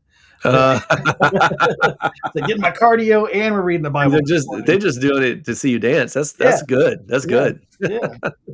That's awesome. Bananas for Jesus, baby. Bananas for Jesus. There he goes. Now he's dropped $5. So that's 6 seconds. He's just got to follow that up with some dancing banana emojis. And there we go. Okay, there you go. There you go, Colty. You got to dance. Nice. Oh, wait. Oh, is that what we're doing right here? Bananas for Jesus right now. All right. Yeah. All right. Yeah. I stop when you stop, brother. And there is the 6 seconds. Oh, man. Worth every penny, Colty. That's awesome. That's awesome, bro. I love it. Oh, man. Okay. Well, maybe we'll have to do some more banana dancing here in a little bit. Let's keep going. Many scholars also believe the more well-known passage in Antiquities has at least a partial authentic core to it. None of that proves every single detail in the Gospels, but it absolutely pushes back on the idea that Jesus was just invented out of nowhere. All right, another point here. Mythicism often leans on arguments from silence and distorted comparisons. And that is one of the big reasons it is treated as weak scholarship. Josh, something I noticed with people that like to add some kind of new truth claim to the Bible, do it from an argument from silence. And they don't even realize that's a logical fallacy. Like, it doesn't say it, so it must be okay, or it must ban it. It goes both ways, right? Mm-hmm. Because it doesn't say it, it's either okay or it's not okay. And you're making a truth claim based on something that's not even in the text. Okay, that can get real dangerous. Like, we can make inferences from a collection of the context, right, surrounding the passage. But if you're listening out there and you want to say, well, okay, does it talk about nuclear bombs in the Bible? So nuclear bombs must be bad, okay, or nuclear bombs must be good, whichever. Well, okay, we can have that conversation about nuclear bombs and whether they're good or bad, but we can't use the Bible to say whether they're good or bad unless there's something else surrounding this idea of the destruction of an entire city, okay? And there's conversation for that, but we can't just inject words that aren't there. The Trinity, it doesn't exist because it's not in the Bible. That's a great example of inferring something, saying it's not there because it's not spoken of, because the Bible's silent on it. There's plenty of scripture that talks and tells us about the doctrine of the Trinity. We just gave it a name. That's all we did, because it was recognized, obviously, that God the Father, God the Son, God the Holy Spirit are all divine and all three persons all in one. Okay, that's a whole nother conversation. We actually talked about that on table 42. Maybe me and Josh will get into that another time. It also says the Bible also says there is no God. If you pull it out of context, because in context it says the fool says. There is no God. Yeah. Well, yeah. We're really going to just pinpoint, right? Yeah. There is no God. No, yeah, but the fool says that. Let's see. Okay. The real historical debate is much narrower than Peter Joseph makes it sound. Historians do debate things like which sayings go back to Jesus, how certain gospel traditions should be understood, and what details can be established with confidence. But that is a completely different issue from saying Jesus never existed at all. And that is the claim the Zeitgeist movie makes. Even broad mainstream summaries make it clear that while plenty of details about Jesus' life are still discussed and debated, his existence is generally accepted, and his crucifixion under Pilate is one of the most widely accepted facts about him historically. And we now know from archaeology, from archaeological finds, that Pilate existed, that he actually was the prefect during that time in that area of Judea. So basically, Peter Joseph he's not just floating some bold alternative theory out there. He is taking something fringe and saying, nope, this is pretty much settled fact. And we have to ask the question, did Jesus exist? And if he did, there's other questions that follow that. Who was he? What do we do with the claims made about him? But mythicism says, you know what? Let's just dodge all that, and let's just basically erase the guy and turn him into a myth, and just leave it at that. And let's not even look at all the evidence. So, the thing that I want to sort of dive into a little bit is going to be, why have people fallen for this, right? And what about Christians too that are falling for this? Because there are some that are falling away. Now, you can argue whether or not they're Christians or not, depending. I can see a Christian that is not reading their Bible, not in prayer, not in fellowship with other believers, not going to a church regularly, getting good teaching, getting poor teaching, even fall for this. I can see that. I can also see people that say, yeah, I'm a Christian, but really never were either, right? But let's talk about the non-believer first. This movie gives people a kind of emotional payoff. It makes them feel like they have broken free from the manipulation, because church hurt's a real thing, right? And whether it's been to you or to somebody you know or somebody that you've heard of, okay, church hurt's a real thing. So that allows them to say, oh, good, finally, I can break free from that manipulation, right? I see through the lie, like you're some enlightened person all of a sudden, and you see through the lie. It's persuasive enough to lead somebody to that. It builds distrust towards institutions, and a lot of people these days have distrust for institutions, right? Especially the church. I mean, the church has got to be right up there with lawyers, politicians, government. You know what I mean? Is up there with them. Unfortunately, but yes. Yes, it's unfortunate, and I would say we have a lot of blame for that as well. It sets people up to view rebuttals as just more proof that the system is hiding the truth. So non-believers fall for this because it is tailor-made for modern suspicion. It flattens or flatters the viewer, and it says you are not gullible like those Christians. You are awake now. You see what the masses do not see, and that's really fringe. The fringe approach. Those that are on the fringe are trying to get their adherents to say, yeah, look, you no longer wear the blinders. You are now, what we say these days, it's not so much fringe, but you're woke now, right? You woken up, like your eyes, the scales have been lifted from your eyes, to metaphorically speak, right? And sometimes that can be so intoxicating for an individual. And it can lead to a lot of dangerous, thoughts and beliefs after that, right? So if somebody already has an issue with organized religion or authority, they have a deal with, they see only hypocrisy in the church, or they just, I can't even believe that the supernatural even exists, right? Then this is perfect for them. Zeitgeist it's ready made, it's intellectual sounding. They can dismiss Christianity and not bat an eye at it. So it's almost like you're getting some kind of emotional reward. Like, I just won the participation trophy. That's an emotional reward for being a skeptic. There you go. That is exactly. So why would some Christians fall for it? I think that's a real key thing to sort of understand. Some Christians are just flat out vulnerable, right? Their faith, they may be sincere, but it's not deeply grounded, like I just said. Someone's never really been taught how to evaluate sources, compare claims, or tell the difference between real scholarship and internet mythology. Then a polished attack like this can rattle them. That's just in a nutshell called discernment. Discernment goes a long way with the Holy Spirit, because even you ever heard like he's wise beyond his years, right? Mhm. That's I hear I say that about some Christians that I know because they're younger, but they're like mentors to me. One of my good friends and pastor, Steve, he's younger than me, but he helped me with the wisdom that he had. He didn't go through what I went through, but he helped me because he had wisdom beyond his years, because the Holy Spirit gave him the right words to say to guide me through what I needed to get through.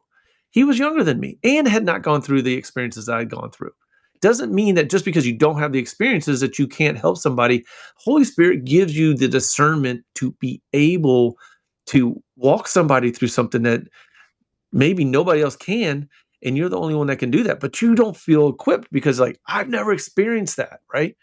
And so for Christians, we really don't tap into the Holy Spirit like we should. He's in us, but we don't take advantage of that.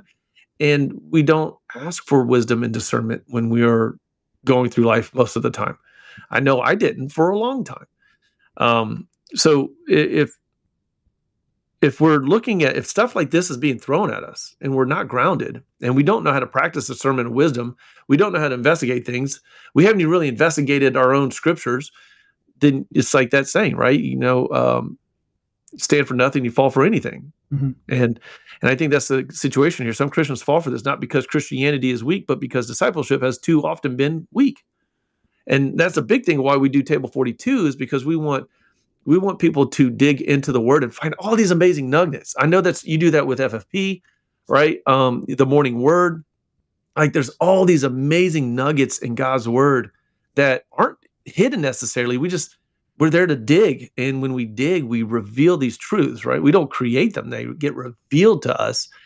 And when we see something like that, we get closer to God. Then the Holy Spirit really tells us, hey, you know that thing that you just watched called the Zeitgeist? Yeah. Remember all those red flags that went flying up? That was me telling you that you need to be careful and be aware of some of the claims that are in that they're not actually accurate or true. If your faith has mainly been fed on things like slogans or emotion, borrowed confidence from other people, then this movie could wreck you. Yeah. It could destroy your faith, right? It would be what I'd say could bring a person to a crisis of faith. And if you're not properly grounded, we all have crisis of faith. Hopefully we have them in our more mature states, and then they get less and less and less because we're really rooted and grounded in our faith. But when those come, if we're not, and I see a lot of young adults, ages 18 to 24, they're hitting more crisis of faith now than ever, and they're walking away from the Lord more now than ever. Even though we're seeing somewhat of a little revival and a little bit of a turn back to scriptures and things like that. Yeah, a lot So- of them are going back to the traditional church. That's what Gen Z is doing, but it I don't know how long it's going to last. But that's Yeah. That's what you're seeing. A lot of Gen Z is like going back to the Catholic Church and, Right. and the Orthodox Church. But outside of that, you're not seeing a whole lot of Protestants popping up. Right. Yeah. Yeah. That's absolutely true. Absolutely true. All right. So why content like this matters? The kind of content is not just attacking facts, it's shaping people emotionally. It creates suspicion towards truth claims, historical claims, and ultimately toward the gospel itself. The challenge of a movie like this is not just evidential, it's psychological, deeply psychological. Like I said earlier, psyop. It's not just misinformation is not the only danger here. It's actually formation. And I think it's misinformation when you hear it and you sort of take it in and you process it, but it doesn't really become formation until it starts to actually become a worldview for you. And I think that's the very dangerous thing about this Zeitgeist movie is like, I really think that might have been just, this is for entertainment purposes. And now it's turned into a movement. He creates a website off of it. Now he's got another movie coming out with it. And I mean, even what was it, 2007 when it first, or 2008, I think 7 or 8 when it first came out. Seven, yeah. Right. Okay. And when it came out in 2007, I mean, look how far we are with our social media and online presence and the amount of information, that's almost 20 years ago, right? I mean, we're 26, 27 years ago, or 17 years ago. We're 2007. That's Sorry, 20 years ago. Yeah, 20 years ago. Yeah, it is 20. So it's 19 years. Yeah. So 19 years ago, where we're at in the amount of okay, so if it got what did I say, 500 million views ultimately, they say, think about what it would get these days. Right? I mean, there was no YouTube. If it was, it wasn't very popular. It was on Google Video that it got 50 million views. So, I mean, you can imagine now that hopefully people wised up with this whole zeitgeist thing and just, I'm going to watch it just because it's entertaining to me. And I think it's just absolutely dumb, but I think dumb is funny. But it's going to possibly reach even more people this time. And if you got people that are really diving into it or just say, hey, we want to do everything we can to push people away from Christianity, then there's going to be some financial backers that are probably going to get involved in this. And they're going to put some serious money behind it and really try to do something with it. So, I mean, again, I'm not heard of a launch date for this year, but I know they said this year. Look, if you are a non-believer, do not let a documentary do your thinking for you. I mean, how silly does that sound? I watched a documentary. Now it does all of my thinking for me. I look at everything through a conspiracy lens. I'm not going to trust anything out there because it just can't be trusted for whatever reasons. Because really, honestly, that's when you get into trap. Look, I've got a couple of my own conspiracy theories. I'm not saying I don't. But when you get trapped in this roller coaster world of conspiracy theorism, you end up looking at everything with skepticism.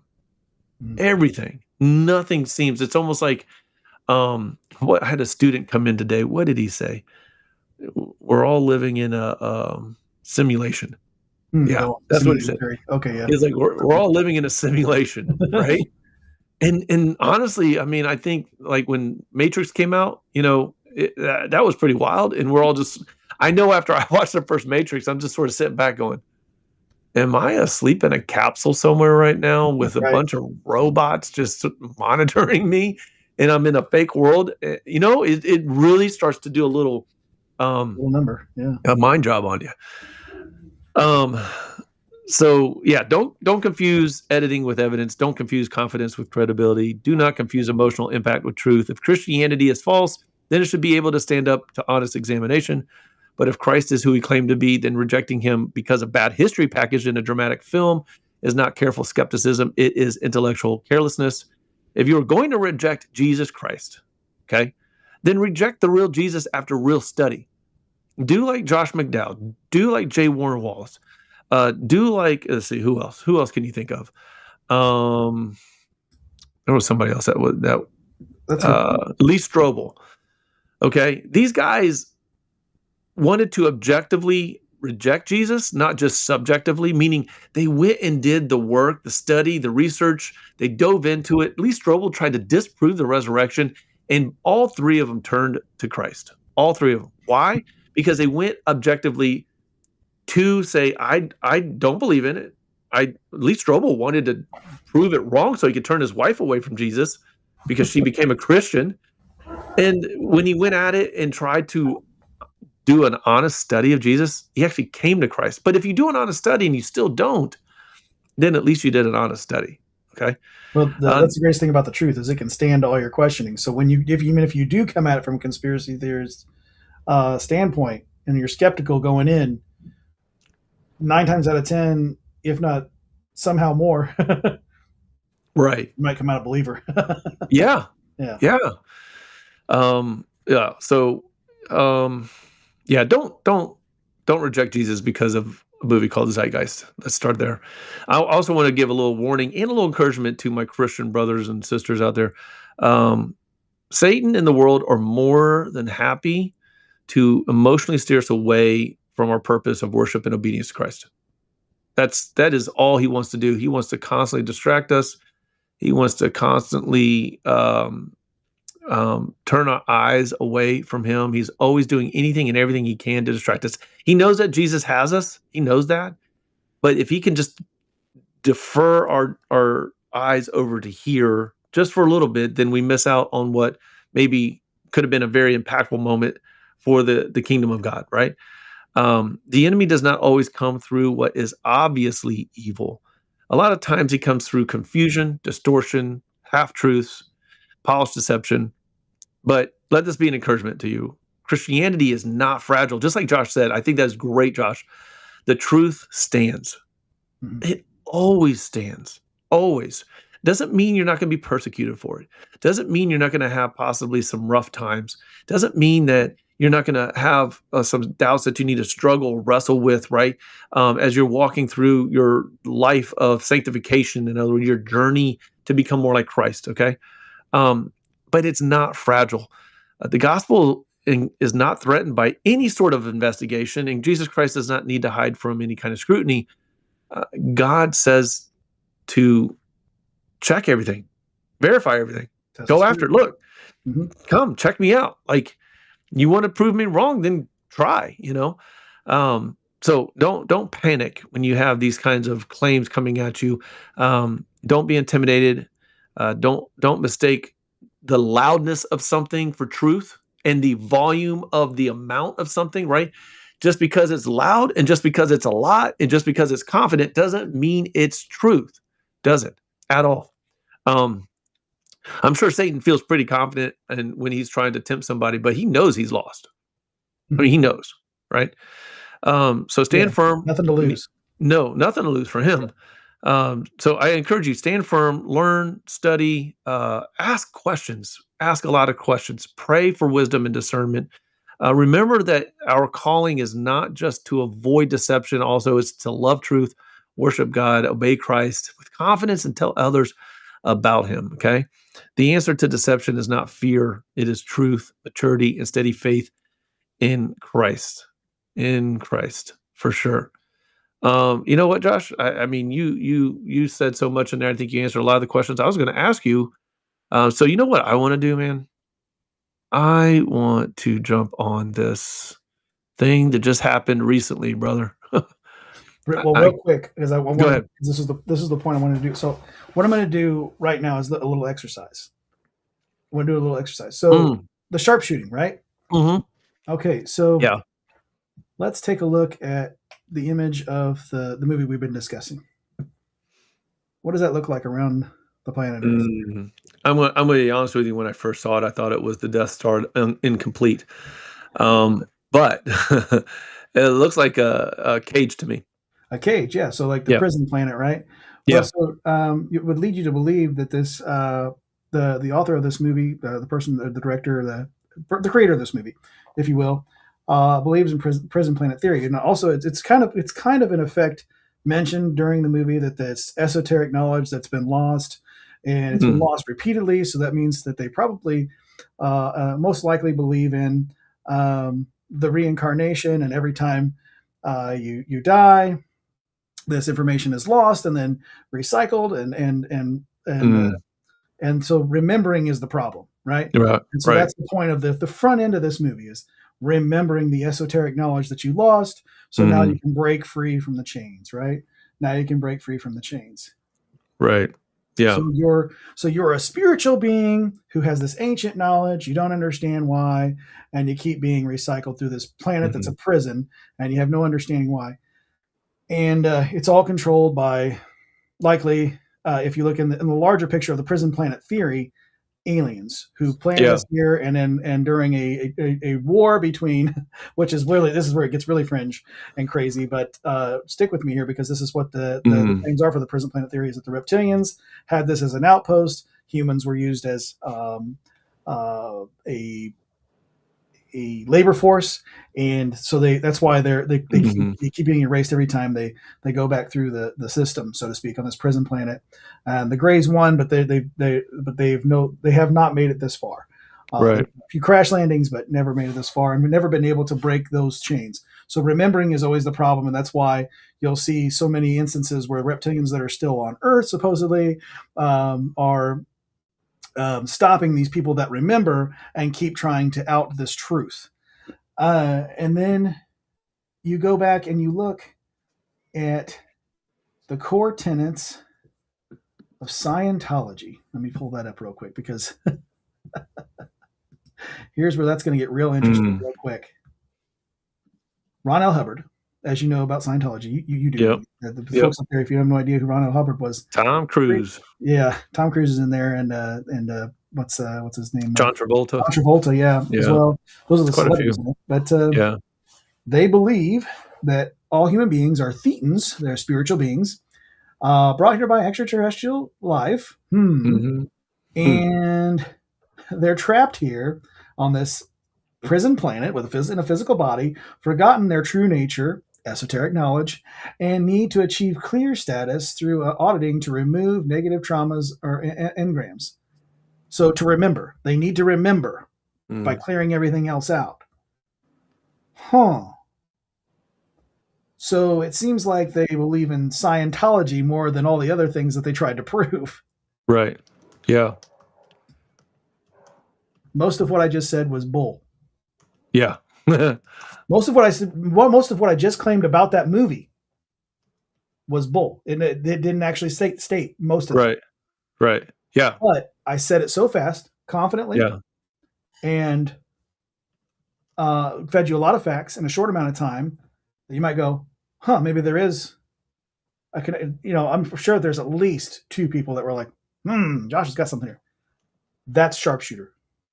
Yeah. Made a lot of claims really fast. And like I said, maybe even made a couple believers out there of what making that connection to the film, even though you haven't seen it. Or if you have seen it, you're like, whoa, I forgot that part. No, you didn't forget that part. That part didn't exist. There is a mention, because I can hinge it on one little fact, because there is a mention of esoteric knowledge and it being forgotten. It's quickly skimmed over. It's in the film. That's it. Everything else I just said, total baloney. Yeah. That's what the film did. Yeah. That first third of the movie. Yeah. You just taught me something, because I've never heard of prison planet theory, and I just did a quick search on this, and you know what, it makes total sense, but it's sort of interesting that this is basically a new wrapping for Gnosticism.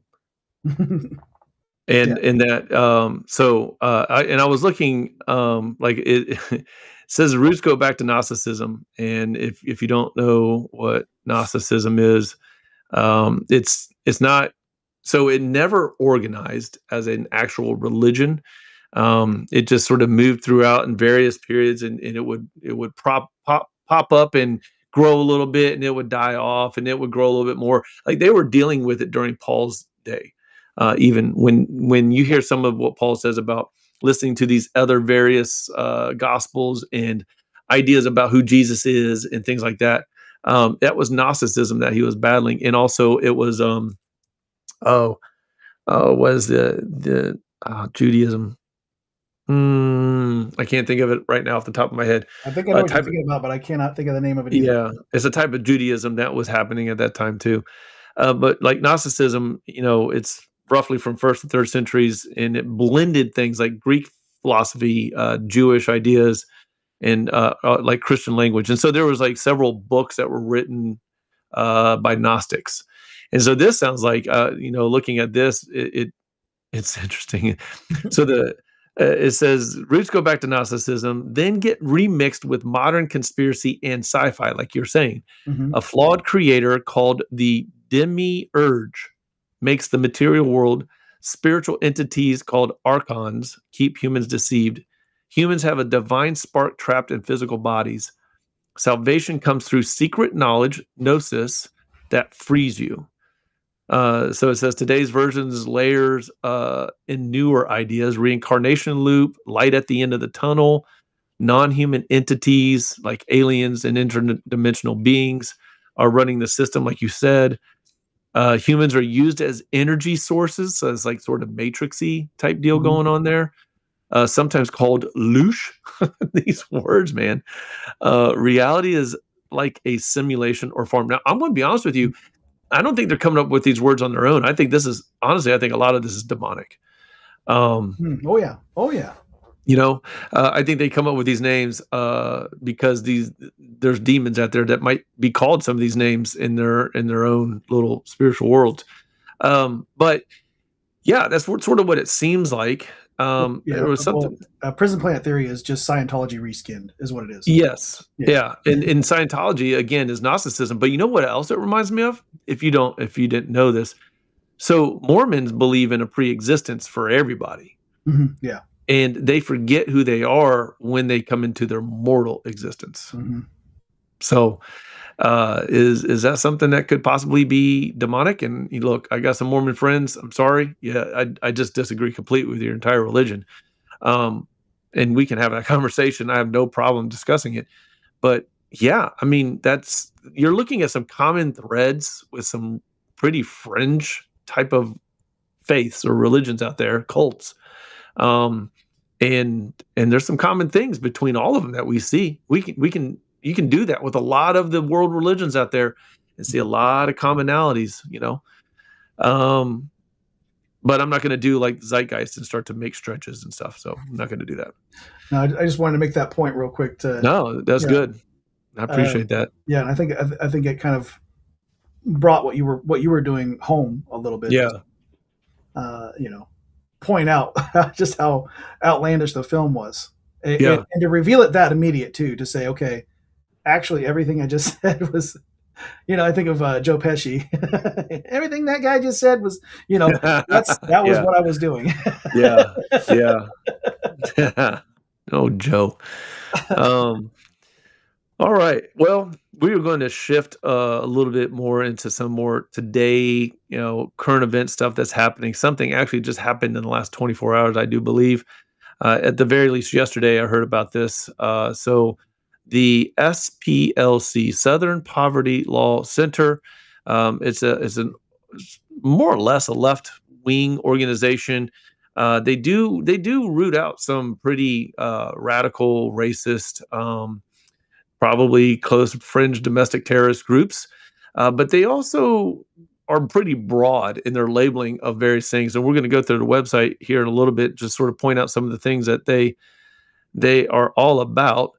But first, this is what happened. The DOJ brought an indictment to them. And so, according to multiple reports, 11 criminal counts, including wire fraud, bank fraud, false statements, conspiracy to commit money laundering. Core allegation was that the SPLC allegedly funneled $3 million plus between 2014 and 2023 to individuals inside extremist groups like the KKK, neo-Nazis, etc. So the group that's fighting or saying they're fighting those groups are funneling millions of dollars to those groups. Yeah, it goes actually one step further. They had several hundred shell companies they were funneling the money through, and then the money was actually going to not only the very, very, very, very, very few racist groups out there that are out there to pay them to go, but then there were also actors and people who were like. I don't know if you remember Charlottesville, where the guys was in the khakis and like the polos. Unite the Right. Yeah. Yeah. You look at those guys as like, those look like federal agents. Those do not look like. I've seen a lot of racists in my lifetime. Yeah. They are bigger than me. They are slack jawed. I go, hey, I don't like them other people. It doesn't look like me. Okay. Yeah. That's what they they don't look like that. They're not muscles. They're not in khakis. They would never wear khakis, as a matter of fact. Right. Yeah, you're right. They were. That's where the money laundering, bank fraud stuff is coming in. They said that the key issue isn't just the payments. By the way, it's how they were presented. Prosecutors say the SPLC misled donors and banks about what the money was used for. Some funds were allegedly routed through shell and fake entities. I want to read this article from Washington Post. DOJ charges Southern Poverty Law Center overpaid informants. Now, that's the title. And let me go ahead and give you what the rebuttal for the SPLC was. Well, first of all, the DOJ's argument was they weren't just infiltrating groups, and you'll understand what that means here in a minute. they may have financially supported or even amplified extremism. So the SPLC pushed back on this, saying they admit using paid informants, but say it was for intelligence gathering to prevent violence and protect lives. And their stance is this is a standard undercover method used historically by law enforcement. By the way, they're not a law enforcement organization. Nope. And the charges are politically motivated, of course, right? Because when Trump decides that he is going, or not the Trump, but the DOJ decides that they're going to go after them, it's politically charged. But when the other side is using the DOJ to go after Trump, it's not politically charged. The double standard is ridiculous. So, but I want to read this Washington Post article. The Justice Department on Tuesday accused the Southern Poverty Law Center, by the way, this is the Washington Post, so keep that in mind, a storied civil rights organization, that's how you know it's the Washington Post, of defrauding donors and stoking racial hatred through payments it made to informants working for a variety of hate groups. Acting Attorney General Todd Blanche announced that a grand jury in Montgomery, Alabama, returned an 11-count indictment against the nonprofit, charging it with bank fraud, wire fraud, conspiracy, and money laundering. The SPLC's chief denounced the investigation as an effort to weaponize the Justice Department against groups unfriendly to President Donald Trump. I mean, not like they ever did that themselves, but I digress. We are outraged by the false allegations levied against the SPLC, an organization that for 55 years has stood as a beacon of hope, fighting white supremacy and various forms of injustice to create a multiracial democracy where we can all live and thrive. Interim President CEO Brian Fair said in a statement, taking on violent hate and extremist groups is among the most dangerous work there is. And we believe it is also among the most important work we do. To be clear, this program saved lives. Speaking at a news conference in Washington, Blanche said the SPLC paid more than $3 million between 2014 and 2023 to at least 8 individuals. Now, hear what I just said. More than $3 million to 8 individuals for undercover work. I don't know of any law enforcement agency that is giving up that much money for undercover work. I mean, I'm not saying it's cheap, but still, that is insane. More than a few $1,000s is beyond. So these individuals were working apparently inside of such groups such as the KKK, Ku Klux Klan, and the National Socialist Movement. In some instances, Blanche said the source of the money was disguised through accounts associated with fictitious businesses. Now, if you're on the up and up, why you got to create shell companies and businesses that don't even have employees and have never done any kind of service? Why are you funneling money through those things to pay off your informants? It was doing the exact opposite of what it told its donors it was doing, not dismantling extremism, but funding it. He declined to comment on the origins of the Justice Department's investigation, but said it began during a previous administration and was later closed during Joe Biden's presidency. Of course it was. So The Guardian has its own little spin on it. Todd Blanche announces 11-count indictment over payments to informants in extremist groups, including KKK. Southern Poverty Law Center, the prominent civil rights organization, has been indicted on federal fraud charges related to past payments and made to confidential informants to infiltrate extremist groups, including the Ku Klux Klan, the Justice Department has announced. It brings up the whole Brian Fair comment about it being false and politically motivated. His remarks, Blanche alleged the group was doing the exact opposite of what was told its donors were doing. Blanche was joined by the FBI Director Kash Patel, who called the paid informant program a serious and egregious violation of a group that purported to dismantle violent extremist groups, but in turn actually only fueled the hatred. According to the prosecutors, the SPLC covertly funneled more than $3 billion to confidential sources within extremist groups between 2014 and 2023. The indictment lays out a number of fictitious entities with names such as Center Investigative Agency, Fox Photography, Tech Writers Group, which prosecutors say were created to conceal the transfer of funds to confidential sources. They accuse officials at the SPLC of lying to donors when they told them their money would be used to, quote-unquote, dismantle violent extremist groups, when it was allegedly being used to pay leaders in the violent groups. It would be hard for me to imagine that leaders in the groups would be informants. Prosecutors say the organization also lied to banks about who owned the entities. Why would you lie to the banks? A lot of this stuff just doesn't make sense. It was very odd to charge a corporate entity with these crimes, said Andrew Tessman, a former federal prosecutor who handled financial fraud cases. So there is some doubt on how they're going to be able to prove wire fraud. There's doubt on how they're going to be able to prove their case at trial. But I just think, honestly, the SPLC has a really are at a disadvantage here and may lose quite a few donors that some, I'm not going to lie, probably given the money to do some of these things. Others, probably not, and really are going to struggle to trust the SPLC when, I mean, look, if it's $100,000, $200,000, that's a lot less money for informants over almost 10 years. But that's not what it was. 8 individuals, $3 million over the course of that time.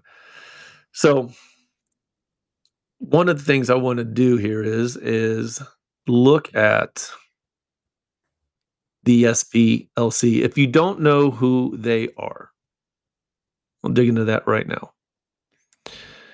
The Southern Poverty Law Center, this is from their website, stands as a beacon of hope, fighting white supremacy and various forms of injustice to help create a multiracial democracy where we can all live and thrive.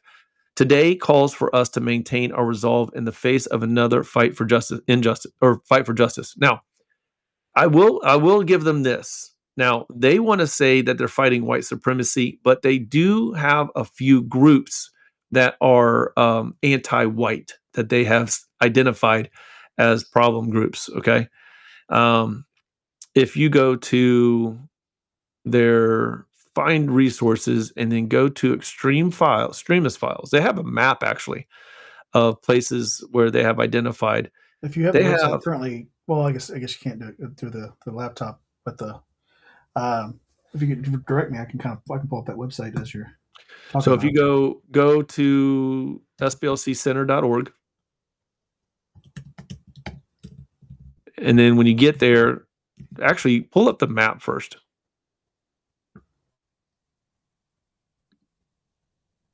Ooh, it's going all over the place.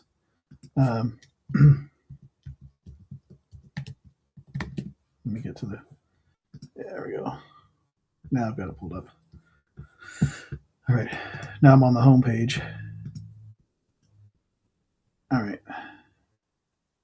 And then. Yeah, right there. The middle one. Okay. And then click on that map right there. There you go. So those are all of the ideologies, organizations, groups, and individuals that they have identified as being either anti-government or hate group of some sort. If you go to Florida, I looked at this one earlier.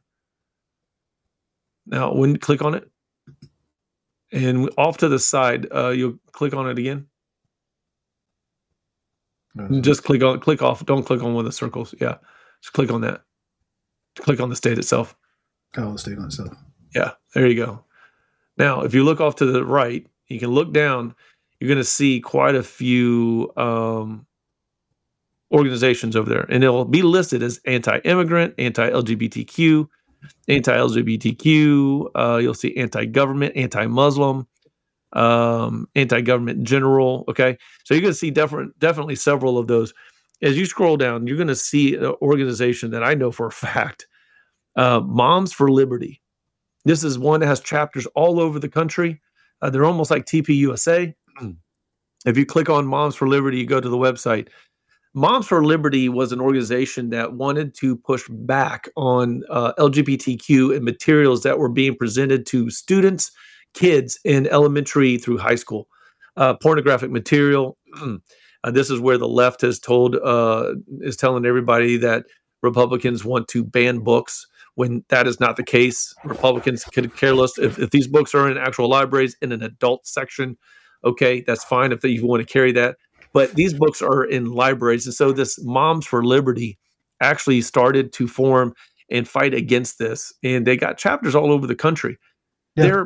They're just moms. They're not terrorists. They're not people that are really anti-government. They're definitely not anti-government. They're just pushing back against a narrative and an ideology that the left doesn't agree with, that the SPLC does not agree with. Have you I know heard a of few of Moms for them. Liberty? Yeah, I know a few of them personally, and the Indiana chapters, Tennessee chapters. Yep. Got friends in both states, and but they're just, like you said, they're just moms. Like, I mean, and any other day when they're out, not in the capacity of, just trying to expose the awful things that they're trying to expose.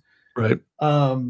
They're just packing the lunches and taking care of their kids, Mm-hmm. or maybe their kids are a little bit older and they're already out of the home, but they're still a mom, and they want to take care of the younger kids, that for the younger moms that are raising their kids up, say, okay, let's fight this fight, because the young kids don't need to be exposed to this stuff. So yeah, they're just moms. They really are.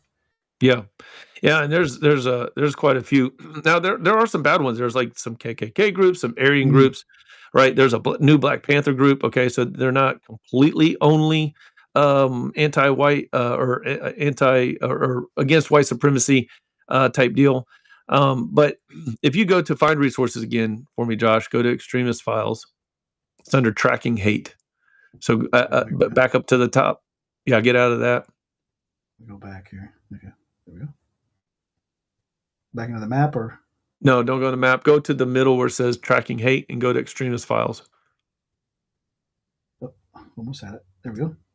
There you go.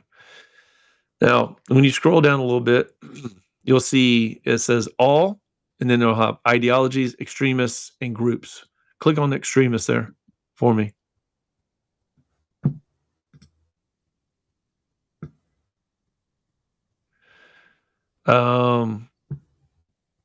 Now, I'm not a fan of Alex Jones. I'm not a fan of Tucker Carlson, but they're both on this list. Oh my, and Andrew Tate. And I'm definitely not a fan of Andrew Tate, but yeah, he's on the list. But somebody I am a fan of is Matt Walsh, and he is on this list. And why? Because he speaks out highly against transgenderism. He speaks out highly against a lot of the things that are coming after our kids, and that has got him on this list. It was a TikTok, yeah. And he came out with What Is a Woman, which was a great little entertaining documentary. And then if you go back to all, click on all at the top over there.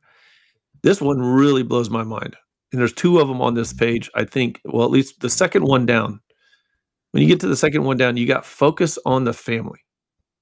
Focus on the Family. That is one of the best shows we used to listen to on radio for a long time. I cannot remember the founder of Focus on the Family. He's passed away now. But because they stand on Christian, see, it's not that they're anti-LGBTQ. They're against the lifestyle, consider it a sin, just like any Christian who is a Bible-believing, Bible-studying, Jesus-loving Christian.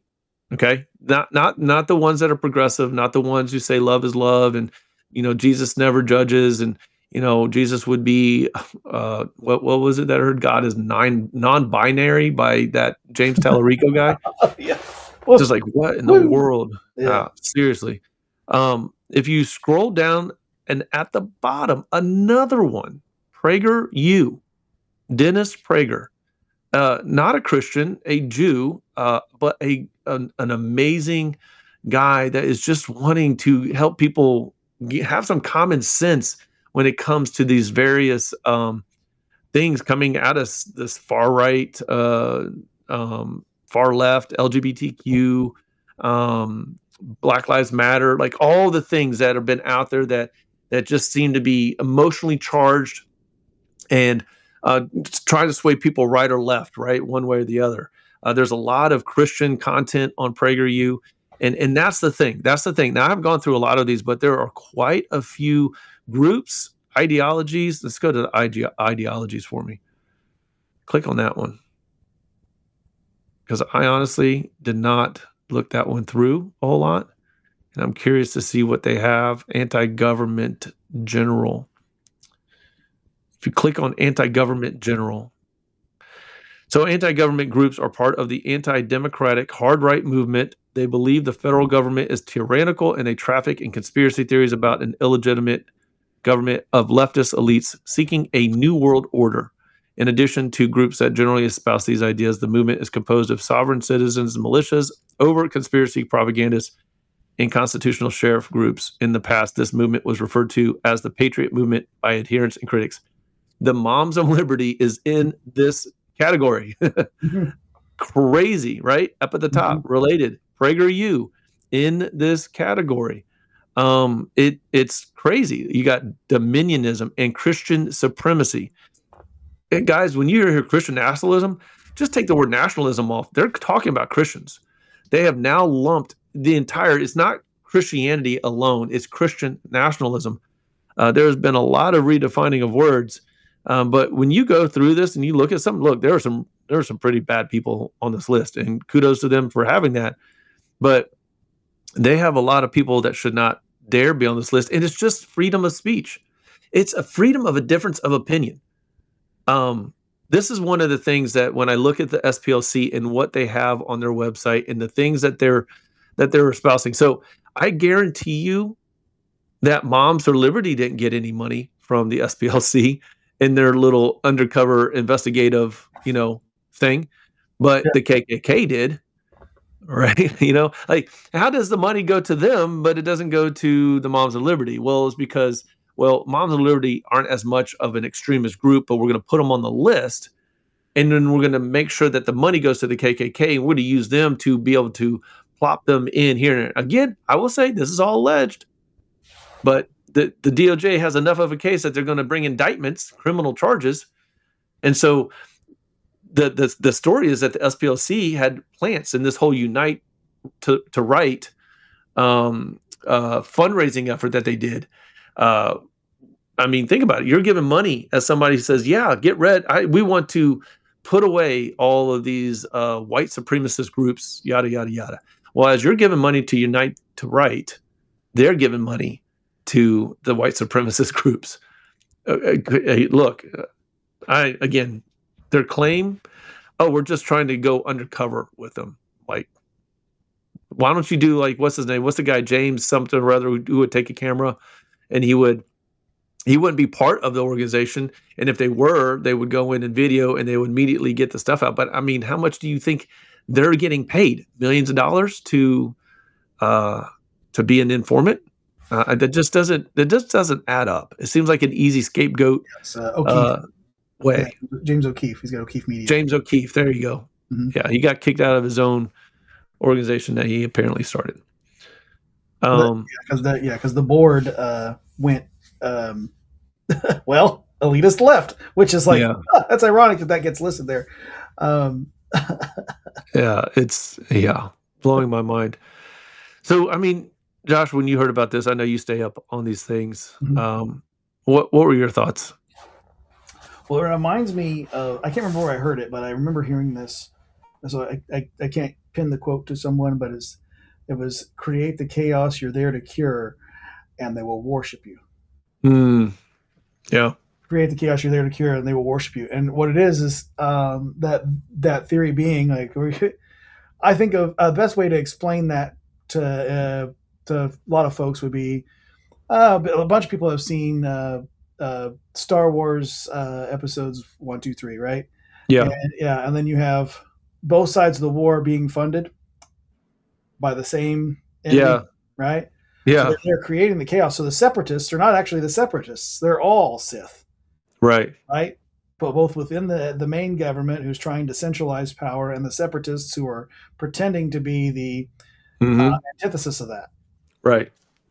So they would be your white supremacist groups, the Moms of Liberty. They would be the ones that are listed that are actually supposedly consequential, above and beyond what they list, because they list certain things just to kind of point fingers at things that they want to try to get rid of, right, and lump them together, but creating the chaos within these others, just like the separatists in Star Wars. You have the same thing happening. Everything's being funded, and then they're presented as this big threat, so it's got to be taken out. Yeah. And this is the exact same thing you're seeing play out with the Southern Poverty Law Center and our own groups that are supposedly in this country and all over the place. They're just the separatists. They're the paid separatists. Mm-hmm. A lot of center is the decentralization of the power, and people keep throwing money at it because they're like, oh, we got to get rid of these racist groups that exist. Right. Let me tell you something. The actual racists that are out there are so few, so far in between, Yeah. so beyond like rarity. You'd be more likely to trip over a diamond walking down the street than to run into someone Right. who's an extreme racist who's actually part of one of these groups for Yeah. real, and not just a paid person. That's how prevalent this is. That's how fake this is. Mhm.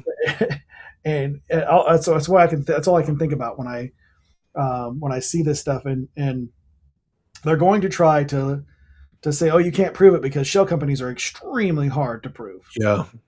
They are. So it's kind of a waving it in your face, like, haha, I got away with it, and you can't prove it. Right. Watch them cook. Yeah. I think this DOJ, unlike Trump's first 4 years, I think this DOJ is a little bit more reserved in what I feel like they would want to bring more and indict more people into all sorts of crazy stuff that's going across the country. But I feel like they're being a little bit more careful. I think that the biggest problem we run into as in our party is having to deal with these activist judges. And I don't want to get into that topic, but I feel like the activist judges is the last line of defense for the Democrats, because we have broken through every one of their walls, and now they're just, okay, hey judge, you got to do something here. And so they throw up some erroneous, like very ambiguous, like reason for why they're not allowing something for Trump to go through or whatever. And it's just like, oh my gosh. I mean, in some ways, Trump and the administration is sort of like Teflon, but at the same time, it's like, come on, at what point do we not say you're an activist judge? Okay. This is getting ridiculous. Yeah. But and then the reason you're not seeing these handcuffs go on, you're not seeing the indictments and the perp walks, person after person, is because of a lot of that garbage going on, and they're being a lot more careful because they have to remove all reasonable doubt. Yeah. The left doesn't have to do that. They just have to say something just throw it out there, and then it's gospel, right? Yeah. Just like J6ers. Okay, because we know that there was so much fallacy going on there. But when it comes to anything that's happening with the left, you have to. It's the burden of the right to go beyond all reasonable doubt. Right. That's the burden of proof that we have to come to. It's an unfortunate double standard, and it does exist, but there's no other way. So that's why they're being so careful. And this stuff will pick up, because you're seeing Eric Swalwell already stepped down. You're seeing Ilhan Omar is probably going to be on her way out very shortly. Marjorie Taylor Greene was like, "Oh, I'm not going to run again. I wonder why." All these people that are stepping down, stepping away, and all of a sudden just like, I don't want to have anything to do with politics anymore. It's because you know that there are things coming, and you want to be out of the limelight. But the spotlight's still going to come for them. Yeah. It's still going to come for them. The truth is still going to come out, and these things will come to pass. It's going to take more time because they have to make concrete cases, and they've come to that realization. I think that's where we struggled in his first 4 years, his first term, that we had a terrible attorney general. Terrible. It was terrible. I'll say this too. I've always called it, to me, it's like the comparison of, I call it the Batman Joker dilemma, where you've got Batman who is always playing by the rules for the most part. Yes, he's a vigilante, but he plays by a certain rules of ethics in the code on certain things, where the Joker's just laughing in his face, and he's like, I know you're not going to let me die, or I know you're not going to do this, or I know you're not going to do that, because it's not within you to do it. I get to break all the rules and all the laws and get away with it, because I know you're not going to do anything about it. I'm going to go to jail. I'm going to get out. I'm going to do this, and I feel like, the Republicans, we play the Batman part so often, and we haven't learned how to be able to fight fire with fire, but at the same time stay within our own morals and ethics. Like, there are things we can do. We can stop being so, I think Michael Knowles says it so great, stop being squishes. There's too many squish Republicans out there that are just like so soft. we need a little fire. And I think Trump brings that, and it's starting to bring out some more people to have a little bit more fire. Now, again, there's a lot of things I just can't stand about our president that he does. It just rubs me the wrong way. But I Just understand quickly. that's why Yeah. he got voted for that, and I understand that. But I think now he's on his last term, on his way out, he's got to be really aware of how he presents what he wants to do and what the optics of that looks like, because we have a midterm that's coming, and we need to be able to not lose any ground in the House and the Senate. We have a presidency that's coming up in 2 years after that we've got to make sure we don't lose any ground in everything. So, I look at this, and you're right. Democrats just, okay, this is a drop in a bucket for them. It's going to be a new cycle and gone in 2 weeks, and we move on. And it's typically how it goes. But I feel like so much is coming out. You've got all the fraud in Minnesota. You got all the fraud discovered in California. It's like, if it's there and it's there, where else could it be? Oh, And right it's here like, in Indiana. don't act like it's Mhm. not there, right? Mhm. So There's a fraud learning wherever it's center at. not too far from my house, like within 2 miles. Oh yeah, yeah, Uh-huh. Yeah. yeah. Always closed, never well, one car there, and guess what's in the parking lot? BMW. Oh yeah, yeah. We there's some places in Florida we would always sort of like wonder about that too. Um, oh hey, all right. So I want to jump to another topic, if that's Sure. all right with you, buddy. Let's give this a little airtime. Because I've not really been able to talk with you about it. I do want to talk about the Iran conflict. I sort of want to talk real briefly on what your thoughts are on us being involved, Israel being involved, and all of that happening. Um, the Strait of Hormuz, that and all of that. Also, the UN. There was something that recently happened. Iran was appointed to a council for the UN. So I'll go ahead and read that. We can talk about that too. The UN's Economic and Social Council recently nominated Iran to a UN committee called, this is unbelievable, the Committee for Program and Coordination. That committee helps shape and coordinate UN programs, including areas human rights, women's rights, gender equality, disarmament, terrorism prevention, and yeah, Hmm. that is that is what the UN has decided to. And now, when the UN votes, there's no yay or nay. It's just, does anybody oppose? Like, does anybody have something they want to say? And if everybody is silent, then it's like, okay, they're allowed. Now, the US made a public declaration of their disapproval of it, but nobody else, the UK, France, Germany, Spain, Italy, all of them there said nothing about the UN putting Iran on this committee for program and coordination, where they will help shape human rights, women's rights, terrorism prevention, and disarmament around the world. I mean, And they wonder why so many people believe in a globalist elite system. oh my goodness, dude. Uh, Oh my goodness. if that's not painting that picture with one country being added to the UN, I don't Yeah. know what is. Yeah. Yeah. So keeping that in mind, tell me about your thoughts. What about us? What about us in this conflict? What do you think? So at first, I was on the outs with it, Okay. especially that very first attack. But then, Now, is this pre the nuclear facilities yeah, so bombing? just the nuclear facility bombing. Okay. Because I was just like, well, they haven't come up with it yet. They're probably not going to, Right. But then the things came out where the claim is, and you never can. I mean, with it being in a foreign country, you never can really tell 100% is it really happening there. But the claim is that they got above 60% enrichment in Mhm. uranium. So with that being said, no other country has got beyond 20% and not been stopped. Right. Right?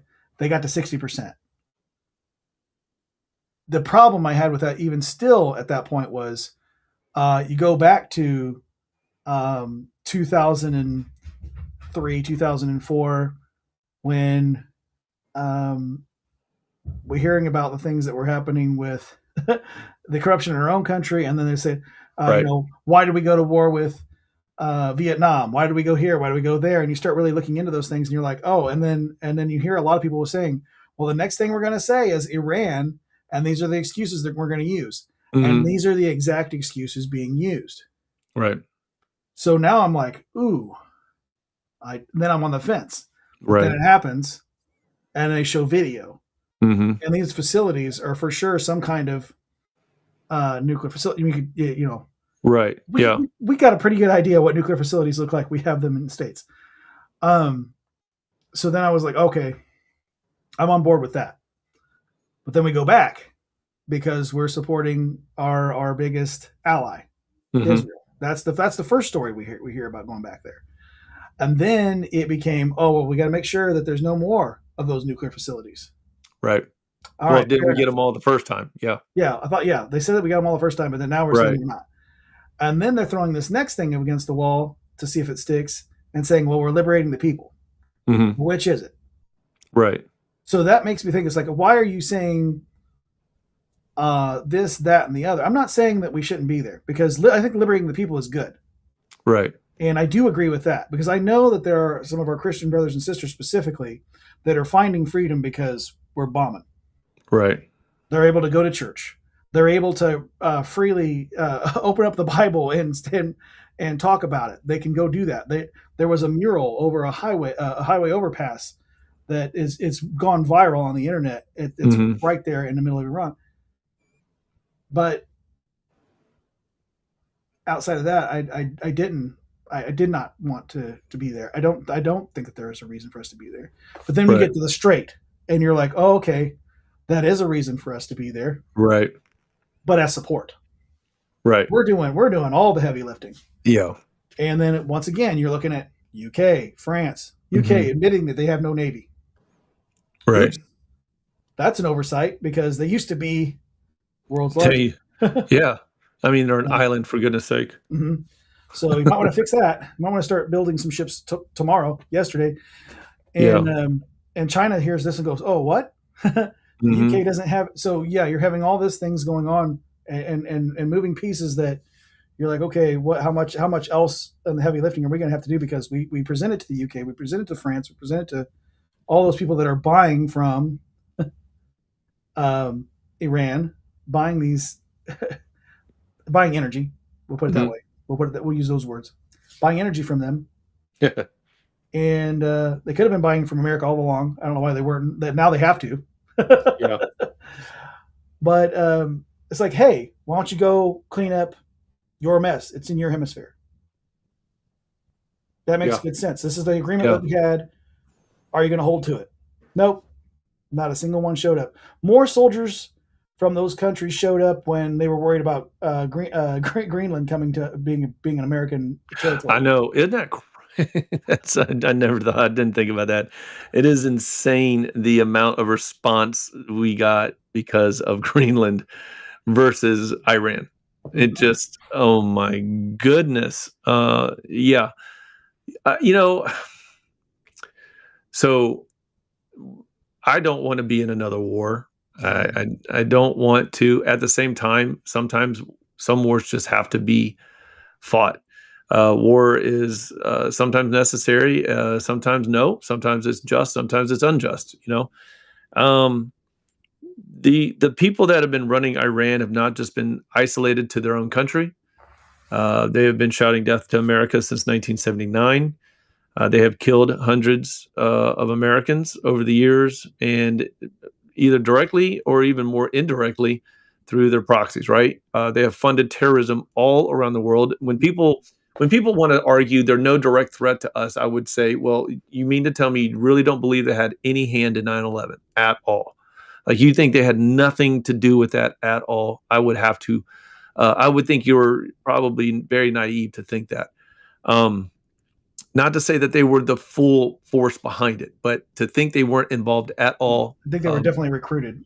Definitely. Yeah, Iran is a country filled with, mostly, not all, because you have some good Christian brothers and sisters there. Yeah, a lot of specifically the Muslim population, very low IQ, and very, very leadable into whatever they can, what fits their ideology. If they can be convinced very easily. A lot of IQ that's not exactly above 80 points. Right. So easily manipulated. Yeah. And they have an ideology that they're glued to because it's what they were taught. Yeah. So Yeah, it's definitely. I think Iran is definitely. I think the world is safer now that the Ayatollah and most of the leadership is gone. However, in saying that, there is a lot of question marks. Okay, let's get rid of the nuclear. Let's make sure completely that they have no nuclear capabilities. I thought that we did that the first time, but no, there's something else. So we've got to make sure we do it this time. Okay. So what really is it? Is this gonna be another Kuwait cover up where it's not about the oil, it's about the oil, right? oh, it's always about the oil. That's what I Whatever said. it is, right? I say this all the Now time. So I'm getting I those think he serious WMD vibes yeah, when you talk about some nuclear stuff. I think he has been open about the oil situation though. Mhm. I do think that's Yes. something he is not, he's not hid from. But also too, it's like it's telling me I think Israel is definitely. I'm not Tucker Carlson. I'm not Candace Owens when it comes to Mhm. this near anti-Semitism, if not outright anti-Semitic comments that they make. In Tucker Carlson's weird idea of that as Christians we should not support Israel. Like he just wants to single it out to the government as if the government somehow disconnected from the country. I just completely think he has just foiled that and just fumbled that all over the place. But I think this is setting off it's really setting up, and this is where I sort of wanted to talk about end times, but I don't want to dive too much into it. Mhm. I think it's really setting up an end time stage because we're seeing really what the one world order is about, and we're seeing how somehow for some reason Iran has a grip on the UN and cannot get, and it's even Russia too. The same thing. Like, how in the world do you still buy oil from Russia yet you're threatened by Russia's invasion of Ukraine and you want the US to help you guys out, but you're still funding Russia's war by still buying their oil? It doesn't make sense to me, and I think more than anything, um, it really pulls the veil away from what the European Union is all about. Um, they're all about for their own self interest, but even more so, they're against the U.S. I just really think that for whatever reason, they are absolutely 100%. They have gone liberal enough in their own countries, even though Italy, or is it Greece? Which one is it that has a very conservative prime minister now? Oh, Italy. Um, Mhm. she has even sort of Awesome. distanced herself in some ways in this whole conflict, and I get that. It's not so much about Iran. It's just about this separation. Do I think it's Trump? No. I know a lot of people tell me, well, Trump is just really isolated in America. I don't think so. I Mhm. think what has happened is people think that we need to be liked, and we don't.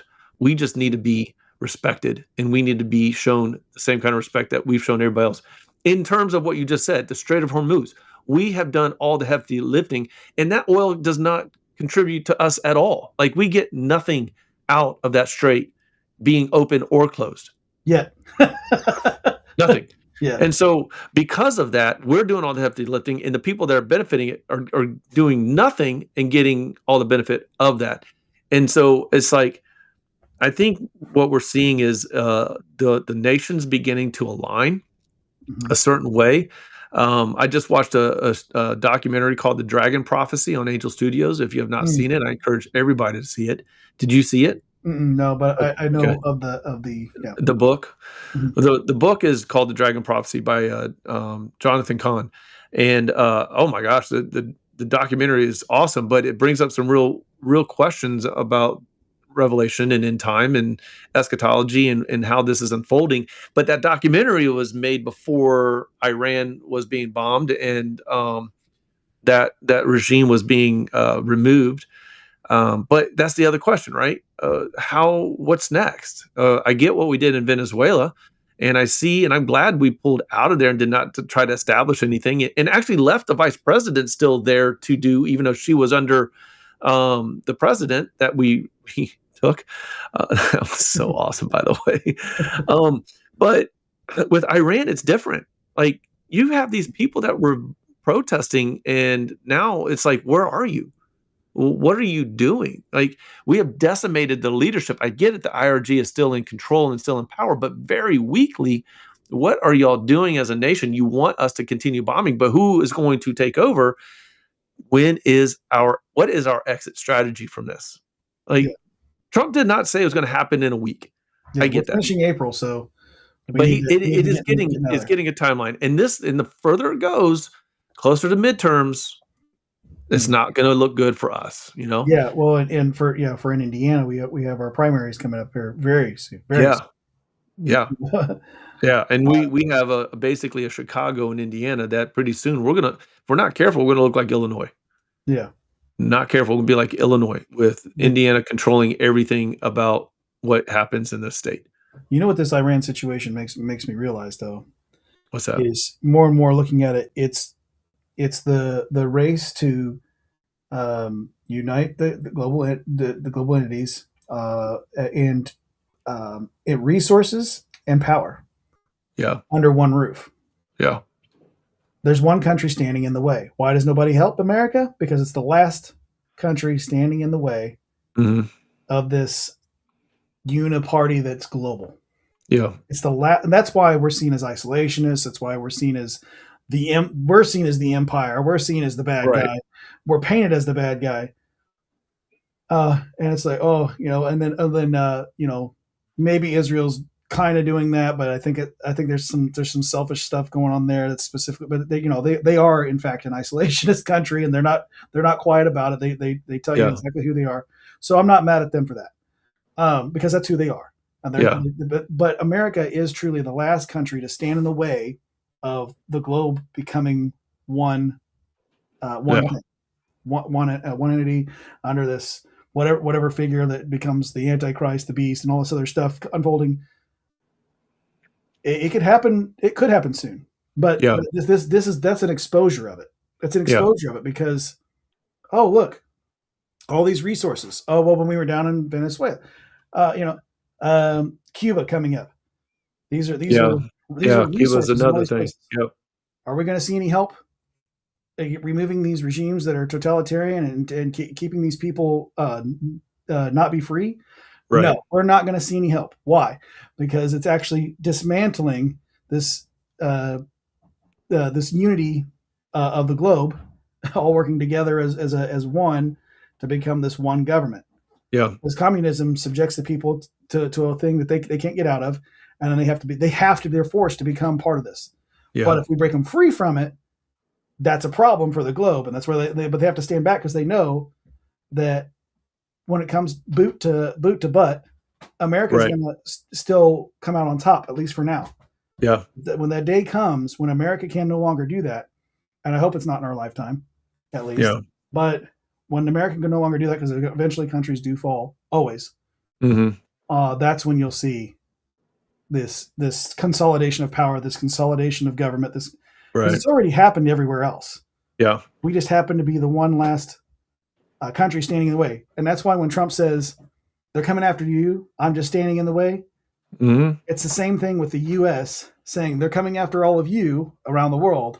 We're just standing in the way. Yeah. You know what I find interesting? What I'm going to find interesting is we're gonna find out really where the U.S. stands when Trump's out of office and we have the next Republican president, because I can't imagine we're going to have a Democrat president again, because I just look at I look at their options and it's just, oh my gosh, you would have to Especially be, if the SAVE Act passed. But oh my gosh, it's just ridiculous. But, I'm honestly really concerned about what is going to happen after he's out of office. And people are no longer like, okay, we don't have to deal with this guy anymore. We can just really let our hair down. So, for lack of a better term, we can start saying the quiet parts out loud now. Now that Trump's not in office. How would somebody like JD Vance handle that, or Marco Rubio? How would they handle it? I think they're definitely more diplomatic than Trump would be, but at the same time, I do think they're pretty hard nosed as well. And I think that there's probably a little bit of mentoring going on. I'm sure that both of them would say, yeah, we do a couple of things different, but it probably won't be in policy, but more in diplomacy. I think that they would definitely still have the hard line. But at the same time, it's just, there's something about Trump that people have that you just don't know what he's going to do, right? He says this, but he says this, he never does it, and that's not a bad thing because what he said was outlandish. But or over here, he's like he does this. He didn't even say he was going to do that. He just all of a sudden decides to do it. Yeah. You just don't know what the guy's going to do in some ways. But that's the part about him that you can always expect him to do the unexpected. And if you are shocked by that, again, like him posting, the picture of him as Jesus, like I was not shocked by that. I was not happy about it, and it was dumb. And one of the reasons why I'm not a Trump fan, but at the same time, I'm not going to stop voting Republican and stop trying to get us a midterm win simply because he does that. I didn't nominate him and elect him to be my spiritual advisor, like by no means, you know. Well, All that right. and he creates a ton of memes, and it's like it was throwaway. I'm sure that it was not thought through. It was just kind of tossed out there. It was like, oh yeah, Well, he because didn't even make it. It yeah, was made by somebody else. He it's just almost saw it. always the staffers that they're like, hey, And wouldn't this be good? And well, I think it was a pastor. I yeah, think it was a pastor that made it. And what what I think is funny is like, I do think Trump's a smart guy. I think he's really smart, but I think he's also really ignorant in some areas, and mhm, social media being one of them. I think he's just he's a great mhm, troll, but when he sees things like that, I really think, I mean, he is definitely an ego maniac. He does have yeah, a huge ego. But he also, I think he sees things like that. He's like, oh man, this is cool, and but doesn't stop to think, sort of like a Democrat, right? I want to do this, but doesn't think of what the forward yeah. thinking of what may happen as a result of you doing this. That is like 90% of his tweets.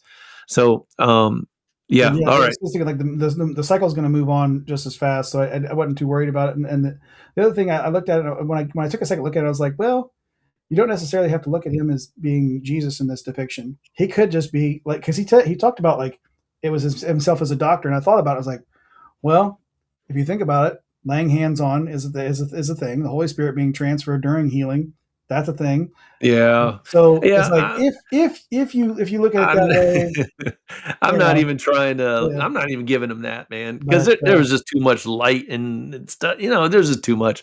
Like somebody's like, "Oh yeah, he's dressed up like the Pope. Look, the Pope wears this too." I'm like, "No, no, no, no, no. This man is healing somebody. He's got light in his hands. Like he's no. I'm not. I'm not going to give him that. But at the same time, you know what? I'm not shocked. I'm not. yeah. I'm not shocked by it. He did it. I mean, there are some sacrilegious things that other administrations have done too. Oh yeah. Well, Let's not even we talk think about about. the alternative, right? We think I about the mean, come alternative. on, If we man. have President Kamala Harris, at the Uh, DNC for goodness sake, at the DNC they had abortion buses lined up yeah, around the corner. yeah. So it's I like, don't. well, You could can't you, be. Don't be pointing fingers, yeah. Democrats. You Like, don't yeah, be can you pointing deal with fingers. a picture?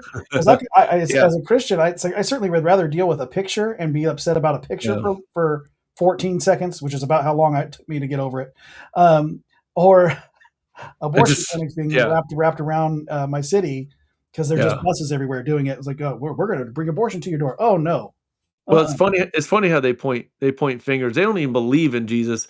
They don't even believe in God, and they're going to sit there and start crying blasphemy. So I do want to talk about something that is quite on the liberal agenda, and I want to get your opinion real quick, and then we're gonna close this out. Mhm. All right, the biggest gay pride festival ever. Where's it happening? I don't know.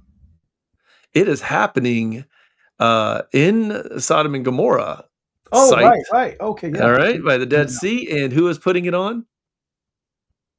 I heard it was Israel. Yes. Oh my gosh. Can the world get any crazier, man? Well, well, Israel is a secular country. I know, but Yeah. still, it's like the government that was from the state uh X account that they put that out. State of Israel X account, and I tell people like you don't be shocked because I think it's like 60% of Jews are ethnic Jews. They're not religious. Mhm. They don't believe in God. Many of them are atheists, and Yeah, so we said it's that, like, yeah. I mean, it makes sense why they're Democrats. But I was just like, oh my gosh, and it's not so much Israel doing it, but it's the fact of what it is, what they're doing, and where they're doing it, right? Mhm. Former area of the proposed Sodom and Gomorrah. Okay. For those that don't know, it was destroyed by fire and brimstone because of all the sexual perversion that was happening there, by the way. A guy named Lot lived there. He was the nephew of Abraham, and he was willing to give up his daughters because there's some guys that wanted to have sex with two men that he was holding in his house that were actually angels. Like that craziness there, right? No surprise, it's near the Dead Sea, the lowest point on Earth, right? I mean, there's so many ironic correlations there. Not only that, but like it That being is filled with pride. salt, it being filled with salt, and then what they said about Yeah, Lot's wife, because she turned around, looked back, and she was as a pillar. Now I think it's literal, but I think that the yeah, fire was just it was on a radioactive level, and probably turned her to ash, and so she was like a right. pillar of salt because she was ash immediately, just like Yeah, a radioactive blast. Because as a matter of fact, when they actually go over the area where the proposed fire came from heaven, yeah, it's still radioactive to this day. yeah. And nothing lives there. Nothing can live there. Nothing Yeah. lives there. And it wasn't just Sodom and Gomorrah. There's a nation surrounding it too. Mhm. I was showing my students on a map, and I was like, "Look, Sea of Galilee. See how green it is around down here. Look at that Dead Sea. Look how brown it is around the entire thing. I mean, other than the fact that it is a sea full of salt, 7 times more than the ocean, they say. Mhm. But outside of that, too, I mean, there's a reason why there is not a lot of life there. And part of it is because God destroyed a significant little portion of it due to a city called Sodom and Gomorrah, or cities called Sodom and Gomorrah. Well, brother, I appreciate it, man. Great episode. Everybody watching, thank you for showing up for our first live episode of IMSP, and not going to be the last one for sure. I got some other topics that I really want to talk with Josh with, and just had a lot of fun tonight, just getting into some of this stuff. Talk about the Zeitgeist movie, and then just seeing what's going on with those crazy Democrats. Look, I got Democrat friends. I love you guys if you're watching. But man, again, I said in a video earlier, leadership's crazy town, and Trump is crazy town too. So we know what we got something in common. But Josh, do you have anything you wanna say before I sign off here? Oh, I always tell everybody to stay in trouble, and I'll tell you why here in just a second. For those of you who are on Rumble, do stick around because I'll raid you guys out from here over to our good friend Eddie Block as we come to a close. Everybody else on the other platforms, we'll just have to see on the next one after we close, which is morning words 9 a.m. Eastern tomorrow morning. So There you go. There you go. Morning word. Josh, appreciate you, sir. Best producer in the industry. Thank you, sir, for taking care of me and looking some things up and getting some things on the screen. Everybody else, have a blessed weekend and rest of your week until we see you next time. Like, share, subscribe, hit that notification bell for the next time we come on, so that way you don't miss an episode. Again, it makes sense, right? Try to make sense of the world, but the Christian worldview is the best way to do it. We hope that you got something out of this. Have a great night. God bless. We'll see you later. Yeah, definitely. And so we could say the stay in trouble thing. So just stay in trouble thing. Yeah, My so, bad. Yeah. So the reason See, I'm still new at this, man. yeah, it's all good. So the reason I say stay in trouble is because if you have Christ in your hearts, you will in fact be in trouble with the world. We've been discussing that a little bit, haven't we? Yeah. The world doesn't want you living under his grace. That's your salvation first and foremost. And I pray that each and every one of you has that. I really do. The world doesn't want you reading his word, praying to him, having a relationship with him. And it definitely doesn't want you going out and doing something so dangerous as telling others about him. So I want to encourage you to do all that anyway. Stay in trouble. Man, do we love you guys. Hugs. And as Danny said, we'll see you on the next one. That's right. God bless. Bye.